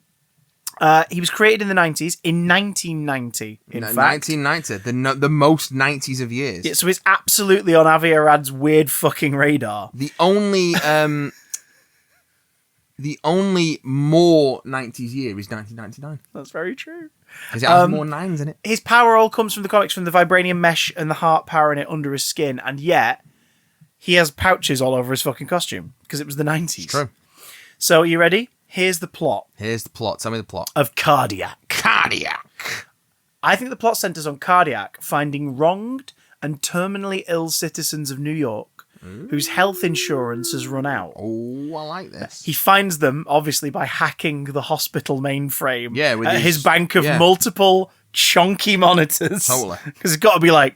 Yeah, totally. He's hacking the mainframe, because it's the 90s. Yeah. It's not set in the 90s, by the way. It's set now, but it's the 90s. And he takes them to his lair, which is known as the Secret Hospital, for treatment. So for the like 3 people watching this who are big fans of Mary Jane Watson's lore, there's a little Easter egg for you. Secret Hospital was the soap opera Mary Jane starred in for the majority of the 80s and 90s run of the comic books. It's basically Dallas, but a hospital. Okay. But when the folks overdue on their insurance payments with their medical care provider Alchemax, because why the fuck not, start to turn up dead, either beaten to a pulp or partially disintegrated, it's up to Cardiac to track down and defeat Alchemax's mysterious enforcers. Ooh-wee! Not the enforcers. Ooh-wee! Sticks and Stone. Wow. Sticks and Stone are... What's further lower than Z-list? Sticks and Stone are a duo of supervillains comprised of a mad scientist, that's Sticks, who looks all shriveled and wears Victorian clothing for some reason, who develops a condition where his touch can, like, melt flesh or kill people. Sure. And Stone is his buddy, who's a big bruiser, who's got cannons in his shoulders.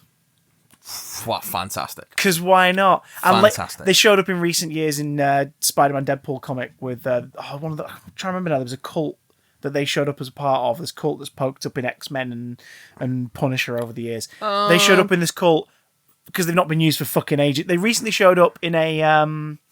oh, God, who's the guy who wrote a lot of Spider-Man and Venom books back in the day? Yeah. David McElhinney? David McElhinney, yeah. David McElhinney. So he recently wrote a series called Venom Lethal Protector, which was just a mini-series of, hey, here's a random story from the classic days of Venom. It's a brand new story, but let's pretend it happened in that period. And it leads into the Lethal Protector mini. Did they do retro style art for it? Yes. Yeah. And, modern colouring, but like that kind of the slight bend and stretch kind of look for it all. And it was really fun. It was really, really fun. But Sticks and Stone show up in that briefly, and they're as they were then. But most recently, they've showed up in Spider-Man Deadpool. Sticks is more River Styx inspired. He's really shriveled. He's got a blindfold on. His flesh is all decrepit. His hands are all creepy. And Stone has just become a big fucking golem that fires rockets. But we're going to go for the old school of like creepy mad scientist and dude with rockets and pouches. In this incarnation, though, they're both mad scientists. They're both former doctors. and they're both somehow childhood friends / ex-study mates of Cardiac's. So there's your evil Cardiac. Oh, we were going to be doctors like you, but then this happened. Justice, vengeance, blah, blah, blah. Most importantly, of course, the root of the problem behind the shite healthcare system won't be resolved and will in fact be dropped in the first half hour, like that kid's unanswered question to Drake in Venom, or that little girl placed into a coma in Morbius. The connection to... Yeah, that's a thing. The connection to Spider-Man is that Cardiac will mention people up there ignoring the real problems of the people of New York, and will cite, quote, those do-gooders swinging around this city know nothing about what it's like to really make a difference. And that's it. That'll be the reference. That'll be it. I'm casting Terrence Howard as Cardiac / Dr. Elias Wortham because... I'm going younger. He's 54, and I feel that Dr. Wortham at this point, sort of in the story, has to have been around long enough to make his surgical brilliance logical and his world weariness believable. Though the character is African-American, it continues the 90s tradition of ramping up the amount of prominent black superheroes whilst insisting that their costumes completely cover every inch of their body for some reason. Yeah. See Spawn. And when he's propositioned by Alistair Smythe, because Avi Arad won't remember Spencer Smythe as he wasn't in the 90s cartoon, to work on his Spider Slayer project in the post-credits scene, Cardiac will turn him down for now. And when asked when, he'll consider it, look directly into the camera and say, next time, baby. Next time. So that's why it's Terrence Howard. There will be no sequel. So that's my pitch for Cardiac. Sony's Marvel legend Cardiac. You are right. We are taking it in different directions. I'm happy about that. That was kind of fun. And I thought Sticks and Stone, they've literally fought like Spider-Man twice, the Hulk once, and Cardiac once. Oh. And then they showed up in a Venom miniseries 2 years ago. So Cardiac. My version of Cardiac is a less patient-facing surgeon. Oh. Because he's actually a... he turns away from him. He's allergic to looking at people. Well, he is a qualified surgeon. But he's actually gone into medical research at Horizon Labs. And his area of medical research is cybernetics. Cybernetic replacements, cybernetic internal prostheses, replacement organs that either use completely synthetic components or a mixture of organic and organic and non-organic components. And he's having some success in human trials, but it's not really going the way he wants it to. But he is completely devoted to his work, and keeps sort of brushing off the efforts of his family, particularly his brother Joshua, to get him to relax, come see the family more often, and just get back to the old neighborhood and see what's going on, and come back to the old neighborhood. Yeah, see what's going on. Yeah, see what's going on. That was a little extract from the script. He does have a breakthrough with an almost completely cybernetically enhanced nervous system, body. So, you basically turn a quadriplegic into a fully functioning person. You ever seen Upgrade? Yeah. Kind of like that. Okay. But with more your that was the good one, wasn't it? Upgrade was the one that was like, oh, this is really fun and ridiculous. Yeah. But more. It was Venom but guns. Yeah, Venom guns. So it's like they're lacing metallic strips along the bones to help reinforce the muscles and use electrostimulation to bring that to carry signals from the brain. Someone gets wind of this, which is an aging crime boss in the late stages of ALS, who has earned the name due to his distinctive steel grey mane of Silvermane. Oh, so he's literally going to have long grey hair. Yeah. Okay, I quite like. I was going to say Silvio Manfredi's the villain, and you're like, yeah, But he's got a long fucking grey mullet. His name is Silvio Manfredi because that's his name. But no. Do the Milo thing. He's not got. Call him like Steve Manfredi. No. He's not got like. I mean, it's like a. He's old, so it's like a 50s style, greased quaff. Yeah. Like not a greaser cut, but you know what I mean. The like gangster thing of they just put a shitload of Brill cream in, combed it the fuck back. Steel grey, and it looks cool as fuck. I would cast someone like F. Murray Abraham if F. Murray Abraham hadn't just been accused of sexual assault. So fuck the guy. But that's the kind of thing I'm aiming for. Cunt shoe, more like. Cunt shoe. Yeah. So he's asked by Silvermane to. No, do you know what? They cast Jared Leto. Cast F. Murray Abraham. Yeah. Sony, this is a smart decision, and Definitely you should a smart take decision. Silvermane. So yeah, he's approached to offer his services to help fix Silvermane. And he's like, well, I don't work for criminals, but more importantly, it's not ready. I ain't all about that. So they apply the pressure. Oh. They apply the pressure via family. Oh, they go after his brother. Go after his brother. No! Go after his brother. Not. What was his name? Joshua. Not Joshua. No, Joshua. Go after his brother. Hold his brother. Say, we got your brother. He's going to be fine. But you need to come do this now. And he's like, right, fine, okay. Force him to do it. Of course, once it's done, Silverman's like, I don't want anyone knowing about this. I don't want anyone else getting their hands on this technology. It's mine. I'm going to take all your research and... I'm the Silvermane man, motherfucker. And I'm going to kill you both.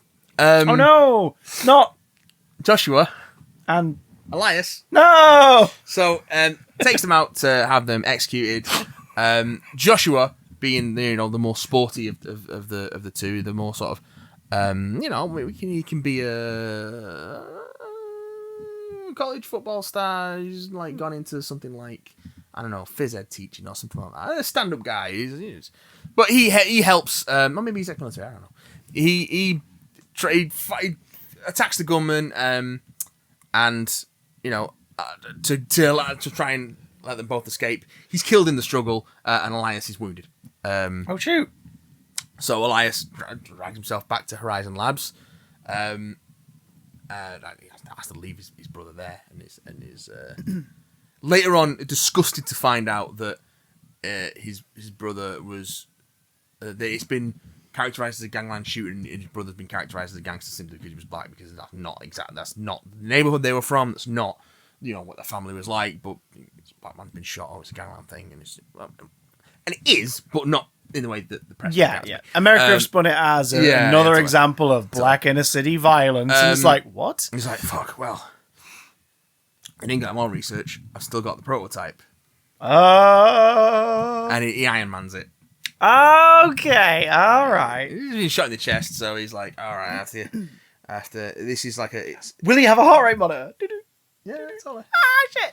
This is like it's an experimental sort of like self-installing like thing where you pop it into the chest cavity, and it uses nanotechnology to sort of expand its tendrils into the rest of the body, and like. Now, it's a prototype, and of course it's imperfect, which means that it does heal him, but he is now dependent on it. However, because it's a prototype, it's supercharged. Fast and Furious supercharged. Fast and Furious supercharged. Holy shit. So not only does it increase his durability and strength, but it also he can use that voltage that's keeping him alive, and even absorb some voltage and redirect it as blasts or electronic. When he takes down a villain, does he say, "You're under arrest, cardiac arrest"? No. Can he say that for the trailer, but it not be in the finished film? No. Oh, I'm taking this completely seriously, Chris. Sorry. I was going to say, this has got like really big 80s revenge flick vibes. He does say clear just before he zaps a goon in the chest with it, though. Oh, fuck yes! There it is! I was going to say, you absolutely have one in your back pocket. Yeah, of course I do. So yeah, he uses new powers as Cardiac to enact a campaign against Silvermane's organization in revenge for his brother, and finds himself going down a darker and darker path, stopping short of killing anyone until he gets to Silvermane, and he has to face the moral choice of do I brutally beat this old man's head. Yeah. Although, of course, he's already performed this procedure on Silvermane, so Silvermane might as well be a young man in his prime again. Are you going for the whole old man head on top, body looking younger and slightly more mechanical? Yeah, so the idea being, I'm not going to give... Will he end up as a head on an RC car being driven around? Not quite. But in the ensuing fight, he will be reparalyzed. Ah! But Cardiac will stop short of killing him. But also, Cardiac's not going to have a costume. Ah! The sort of the look of the sort of the light, the lightning kind of thing on his mask. Yeah. The sort of piping lines of the costume. Let's face it. The heart rate design on his face. That's going to be the energy coursing through him. Oh, okay. And it's going to be the lines that the nanotechnology has built through his body to move that energy around. And it's going to shine through his clothes. Like, it's going to be that sort of vibrant. And it's going to end with like, I've managed to turn away from a dark path, and I know that there are people who are trying to do good in this city. And I think I can be a part of that as well. I just have to work out how to get in touch with them. And that's going to be maybe I should send a message on the web. Can the I wonder if he has a website. Can the tagline be "It's time for cardi action" or non-stop cardi action? Why are you crying, Matt? Matt, stop crying. The thing is, because you've got a great taste in, like, especially in the sort of 80s action flicks and that, like that, you know, the revenge flicks and things like that. You've introduced me to a fair few over the years, both of amazing quality and shit, but really enjoyable quality. Yeah. You're pitching things I want to see. Yeah, I know. Like, I would watch that. I know. Swarm and that I would absolutely watch. I wouldn't watch mine. Mine's shit, but it's purposeful. You know why else you'd watch it? Go on. Who do you think my Elias is? Who's Elias? William Jackson Harper. Yeah, you could pull that off. I've never seen him do anything that action oriented. Put him. Oh my god! I was going to say put him through like the workout regime, but he's quite trim already. Yeah, but you don't associate with action movies. No, but it works because you don't. This Elias isn't like that. That's the point. Like that. Yeah, he is. You play off the beginning of the film. You play off the contrast between him and his brother. Joshua is much more athletic, much more capable. Like I said, maybe he's ex-military, maybe he's export, and that's college football player. In terms of Joshua's experience and his spirit, he kind of ends up taking on the best of him and his brother. Yeah, totally. So he avenges his brother. His brother lives on in him, almost. Yeah, but through the sort of roaring rampage of revenge he goes on, he's not a technically proficient fighter, but it's the strength that the cardiac technology gives him. Yeah. Is what allows him to prevail. I don't know, maybe we introduce another comics character that would allow him to give him some training. Put the Enforcers in there. The Enforcers in there, yeah, okay. Like, because then there's sort of like a mid-level between them and Silvermane, and it's a chance for him to sort of show off his powers. Yeah, okay. Even though Montana has technically been in the MCU. Yeah, fuck it. So was William Jackson Harper. That's true. And F. Murray Abraham. Oh god. I'd watch that. I also like the sort of the chickening out of the costume, but still representing the costume thing. Not because I don't think he shouldn't have a costume. No, I just think that costume sucks. Oh yeah, of course it does. It's from the 90s. Yeah, so his entire thing is he's got like his skin is basically super powerful, and yet he's covered in pouches. What the fuck are in those pouches? Yeah. I think because it was the 90s. That's why he's covered in pouches. He'd cover his face with something, but the energy of it. Of those lines through his skin would shine through whatever he covers his face. You literally have like one scene where he's worried about his identity, and he's just like, maybe they're in a store, and he just grabs some tights and just pulls some tights over his head, and it just sort of there's this blue-black thing with the lights for a moment, and it's Yeah, like, oh, it looks like the mask, kind of, and then they move on. No, literally just grabs like a navy blue balaclava or something, and it's like, just covers my face. Because he's got one of those really stupid masks as well, where it's like the mouth's just the mouth. You're Yeah, like, I'm not doing huh? that. I'm not doing that. It's like you could have it be more like a cowl, because then at least you could see his mouth and be like, oh look, a black superhero in a period where like there was more of them, but Yeah. for some reason they were always covered head to toe. That's how I do cardiac. Right. I wanna thank you, and I think Sony should listen to both of those because I would watch both those. Thank you for taking this assignment seriously. Because you haven't. I'm so sorry for what I'm about to do. So as you can see here, you ready? So there's the start of the cardiac pitch. Yeah. Yep. Okay, so Whoa. The Burglar. I fucking hate you. So this again, just a reminder, this is a Spider-Man Sony Cinematic Universe film. The Burglar. AKA the guy who shot Uncle Ben. Gets the adaptation he deserves, finally telling the untold truth of his life and the trying times that pushed him into the acts of that fateful night. Is this going to be as bad as Trouble was? But it can't actually mention or show Spider-Man. Yeah. And it's funny you should say that. I considered writing a pitch for Trouble. Oh, God. For those who don't know, Trouble is something that's best left never explored or remembered. But basically it's a teen romance book about, like crossed romance and, like betrayal and an affair and a reconciliation. And wait, hang on. They just said their names. Is this Aunt May, Uncle Ben, and Richard and Mary Parker? Oh, no. No! It's non-canon. Don't worry about it. Thank fuck. But Until it isn't. well, that's the thing, is it? The whole thing of it is, Aunt May is actually Peter's biological mother. Yeah. It's like, why? Why though? Why? It's awful. And it was released as a series called Trouble, and the fact that it's those characters is a twist. Yeah. And now that you know it, and we've ruined the twist for you, go to YouTube and watch the Comic Pop episode about Trouble.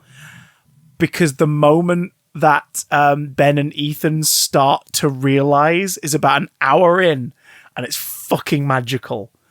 It's so much fun. Just watching the cogs turn in their head, like early on, one of them sort of jokes like, "Oh, it's kind of like Ben and May Parker," and Sal goes like, "Yeah," and then they move on, and it's just later on that moment of, "Oh God, it's a magical watch." I've not seen their Trouble episode. I'm gonna have to watch it. But I have watched good. their Marvel episode. Oh, it's so good. Fucking Bill Jemas. Bill Jemas, man. Bill fucking Jemas. What a fucking guy.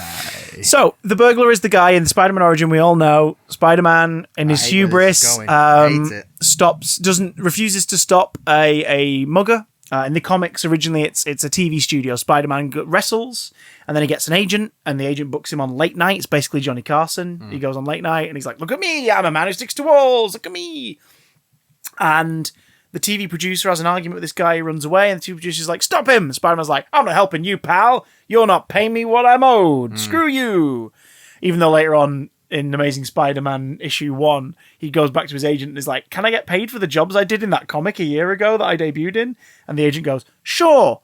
Tell me your identity so I can make the check out." And he's like, "Well, I'm not doing that. Just make it out to Spider-Man." And the agent goes like, "Sure thing then, pal." Writes the check. Spider-Man goes to a bank. The bank's like, "Well, we're not going to fucking cash this."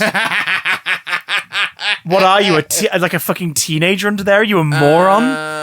And of course the agent's quids in because he just keeps the money, and Spider-Man never gets the money from his late night talk show appearances. Because Peter Parker, especially in the 60s, is nothing if not an arrogant little twat. It's true. Who learns to be a better person. But anyway, the burglar is the guy who doesn't get stopped and then shows up at the Parker house for reasons we find out later, seemingly just to get away. He's hiding somewhere. He kills Uncle Ben, like in a fracas, and then he buggers off. Spider-Man tracks him down, beats him up, and he's like, "Oh, it's the man at the TV station. I could have stopped him. If I'd have stopped him, Uncle Ben might be alive. Oh no! I must carry out my Uncle Ben's mantra," that isn't mentioned at any point in this book until this last page where I say that it's his mantra. "With great power comes great responsibility." The 60s. Yes. It's Spider-Man with his little eyes in the mask as well. In Amazing Fantasy, he's got 2 little dot eyes in the middle of his white lenses and a couple of panels. Objectivism is a hell of a drug. Really weird. Steve Ditko, wonderful creative, odd man. So, So like I said, Statement of the fucking century. the comics went on to eventually bring this fucker back, the burglar, and explain that he was at a TV station to grill someone for information about a stash of wealth that a former cellmate of his, let me get the name up, former cellmate of his, the elderly gangster Dutch Malone, had buried under a suburban home. So basically, Dutch Malone was like, I've buried a bunch of stuff in case things go tits up. Yeah. And it's under this home in Queens. And the burglar learns about that while they're in the cell together. And he's like, right. And then he gets out first. And he's like, goes to the TV producer, I need the information. And the guy's like, oh, shit, this. And then he goes to try and get it. But there's a couple in the house. Because the Parkers, he shoots Ben Parker, doesn't get the treasure. Right? So it's about fucking hidden treasure. Upon confirming it was under a house in Queens, he broke in, and that's the night he shot and killed Ben Parker. Also, turns out there's no treasure under the Parker home in another story anyway, so it was for nothing. Haha, die old man, die and create a superhero origin. Okay, so he showed... like how much of your voice you've put into this pitch. Oh, yeah. The burglar showed up in some shite stories later on in Spider-Man's run, and even had a daughter called Jess Carradine, who features in a Ben Reilly story in the 90s. Which is Jess Burglar. Which is why Avi Arad, connoisseur of all things tacky, extreme, and radical, remembered it and insisted that Sam Raimi retroactively refer to the burglar as Dennis Carradine in Spider-Man 3. This is a fact. In Spider-Man 3, he's credited as criminal or the burglar. In the video game, sorry, in Spider-Man 2002, in the video game for Spider-Man, he's the head of the Skull Gang. But in Spider-Man 3, they go out of their way when also going, actually, it was Flint Marko, a small-time crook, who shot your uncle. They go out of their way to refer to the burglar as Dennis Carradine, which is such an obscure reference till you remember that his daughter showed up in the 90s comics, and that's when Avi Arad was obsessed with, like, everything. The 90s shit. So... one might say... the worst of times. Yes.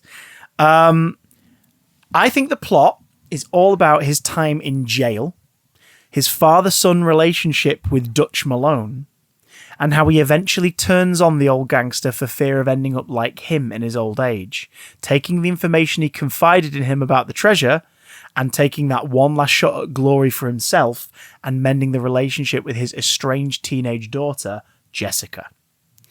He begins to shake down Malone's old informants for the final clues, including one who's become a late-night TV producer, the one from Amazing Fantasy 15. The masked wrestler he bumps into at the TV station is El Muerto, because tie-in, but Bad Bunny would not have been told what the cameo was for, and eventually his film won't even release.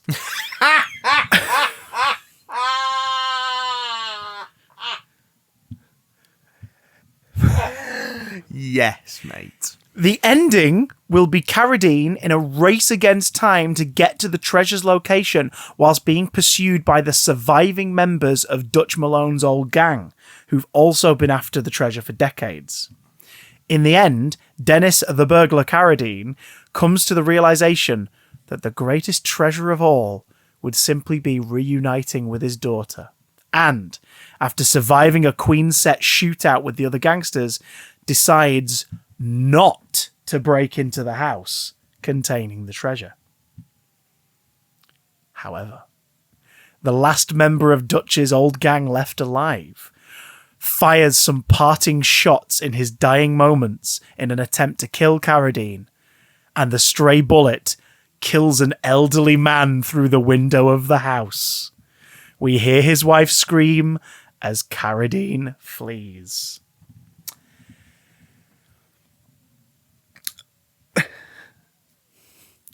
The burglar will be played by Bill Burr in an attempt at another dramatic role, but he'll have a famously awful time making the movie on set and will tell stories about how shit the entire thing was for years to come.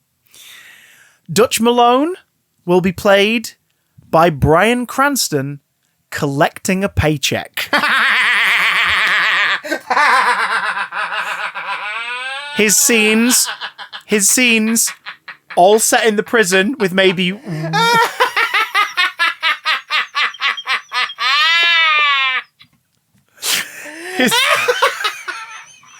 But, yes, They Godzilla him. They get a prestige actor. They Zord on him, right? No, he put his whole Bryan Cranston into that role. Oh God, don't ever say that again. All of his scenes, which will be all inside in the prison cell, in the workout yard, and one de-aged flashback that lasts about 20 seconds, will all be shot in 4 days. Carradine's daughter Jessica will show up in the post-credits scene, visiting her father, who is back in jail after handing himself in for some reason. She will be played by Jenna Ortega and reassure her dad, because, new hotness. And they want to tie her into a franchise, right? And will reassure her dad that she'll be okay because he taught her everything she knows. After leaving the police precinct, Jessica will clamber onto the rooftops, change into her black leather catsuit, don a bright white wig and domino mask, and grapple swing away into the Silver and Black movie. Because there's nothing they like doing better in these films than pissing off people who really like the characters they adapt. I hate it! Right? But they would totally do something like this. Yeah, Felicia Hardy, who's she? No, it's Jessica Carradine. Is the Black Cat, folks. Remember when they tried to make Black Cat in Amazing Spider-Man 2? And Felicity Jones. Yeah. And she's just called Felicia in the credits, and that's it. That's it. Do you remember when she was going to be in Spider-Man 4 because Sam Raimi wanted Black Cat in the film? Yeah. But Avi Arad insisted she be the Vulture's henchperson, the Vultress. The Vultress. That's a terrible name. Spider-Man's connection is barely intact, because obviously he doesn't bump into the burglar at the wrestling thing. El Muerto does. So bar, of course, the end of 2019's Joker-style accidental murdering of Uncle Ben.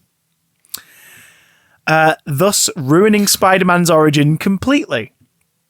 Despite this, the movie will be marketed with the tagline, "See where the legend began." So that's my pitch for The Burglar. You've done it. You've made the worst. Sony Pictures and Columbia present, in association with Marvel Comics, The Burglar. You've made the pitch for the worst comic book prequel / sequel since Joker Folie à Deux. I don't know. I love how that's upsetting the hardcore fans of the first film just by existing. Yeah, so I'm kind of here for it. Yeah. Like, as someone who did not like the first one, I am morbidly intrigued about the second one. I have to know. I have to know what the fuck they're doing. But that burglar pitch is poison. Thank you. It is truly toxic. Thank you. It's not quite trouble levels of upsetting, but it's close. No, but it's getting there. Not even for its low. It doesn't hew close enough to the source material. Who gives a fuck about that? Adaptation, folks. Adaptation. Yeah. It's just. Fuck is that movie? Who would watch that? You mean when you want to watch a movie about a guy in jail learning about a big payday and he's going to take it as soon as he gets out? But it's a redemption arc, because in the end he makes the decision that this is not worth it and his daughter's love and reconnecting is more important. Actually, no, but then, could be for some reason, he hands himself into jail between the ends of the movie and the post-credit scene. Well, he has to be in jail so he can bump into Michael Keaton, who'll randomly be there in jail. I think it's something to do with Spider-Man, I think. Who? Yeah, this is like the origin of Spider-Man. Who the fuck are you talking about? Spider Guy.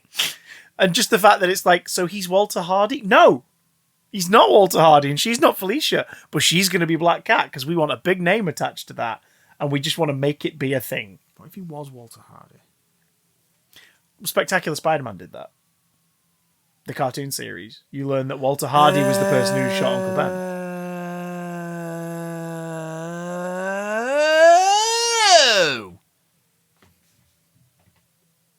For those listening along at home, I just took my cock out. He did not. At least if you did, I didn't notice. Exactly.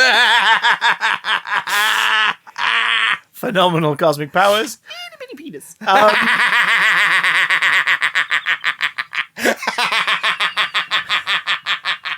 YouTube folk, let us know. Would you see any of these garbage pictures? I mean, I would watch that Swarm movie in a heartbeat, to be honest. What is your terrible, great pitch for Sony for the Spider-Man spin-off universe? Write them down in the comments. If you enjoyed the show and you're listening along on Spotify, Apple Podcast, give us a star review. Go give us a rating. We'd really appreciate it. Single star. We'd go, just do that shit. Do that shit. And you can check us out on socials for any upcoming news for stuff at Big Damn Cast on Twitter, because we've yet to find a worse hell site to be on, and I think it's appropriate. I would say that we're a 1-star podcast, but that's not for me to say. Please don't rate us 1 star for jokes. Don't rate us 1 star for jokes. Rate us 5 star. Rate us 5 star, but write a terrible review. I'd be happy with that. 5 star, but write a really deeply critical review. I'm not going to read it. I don't care. That's true. Back to formula. Goodbye, my loves. Goodbye. Out am I!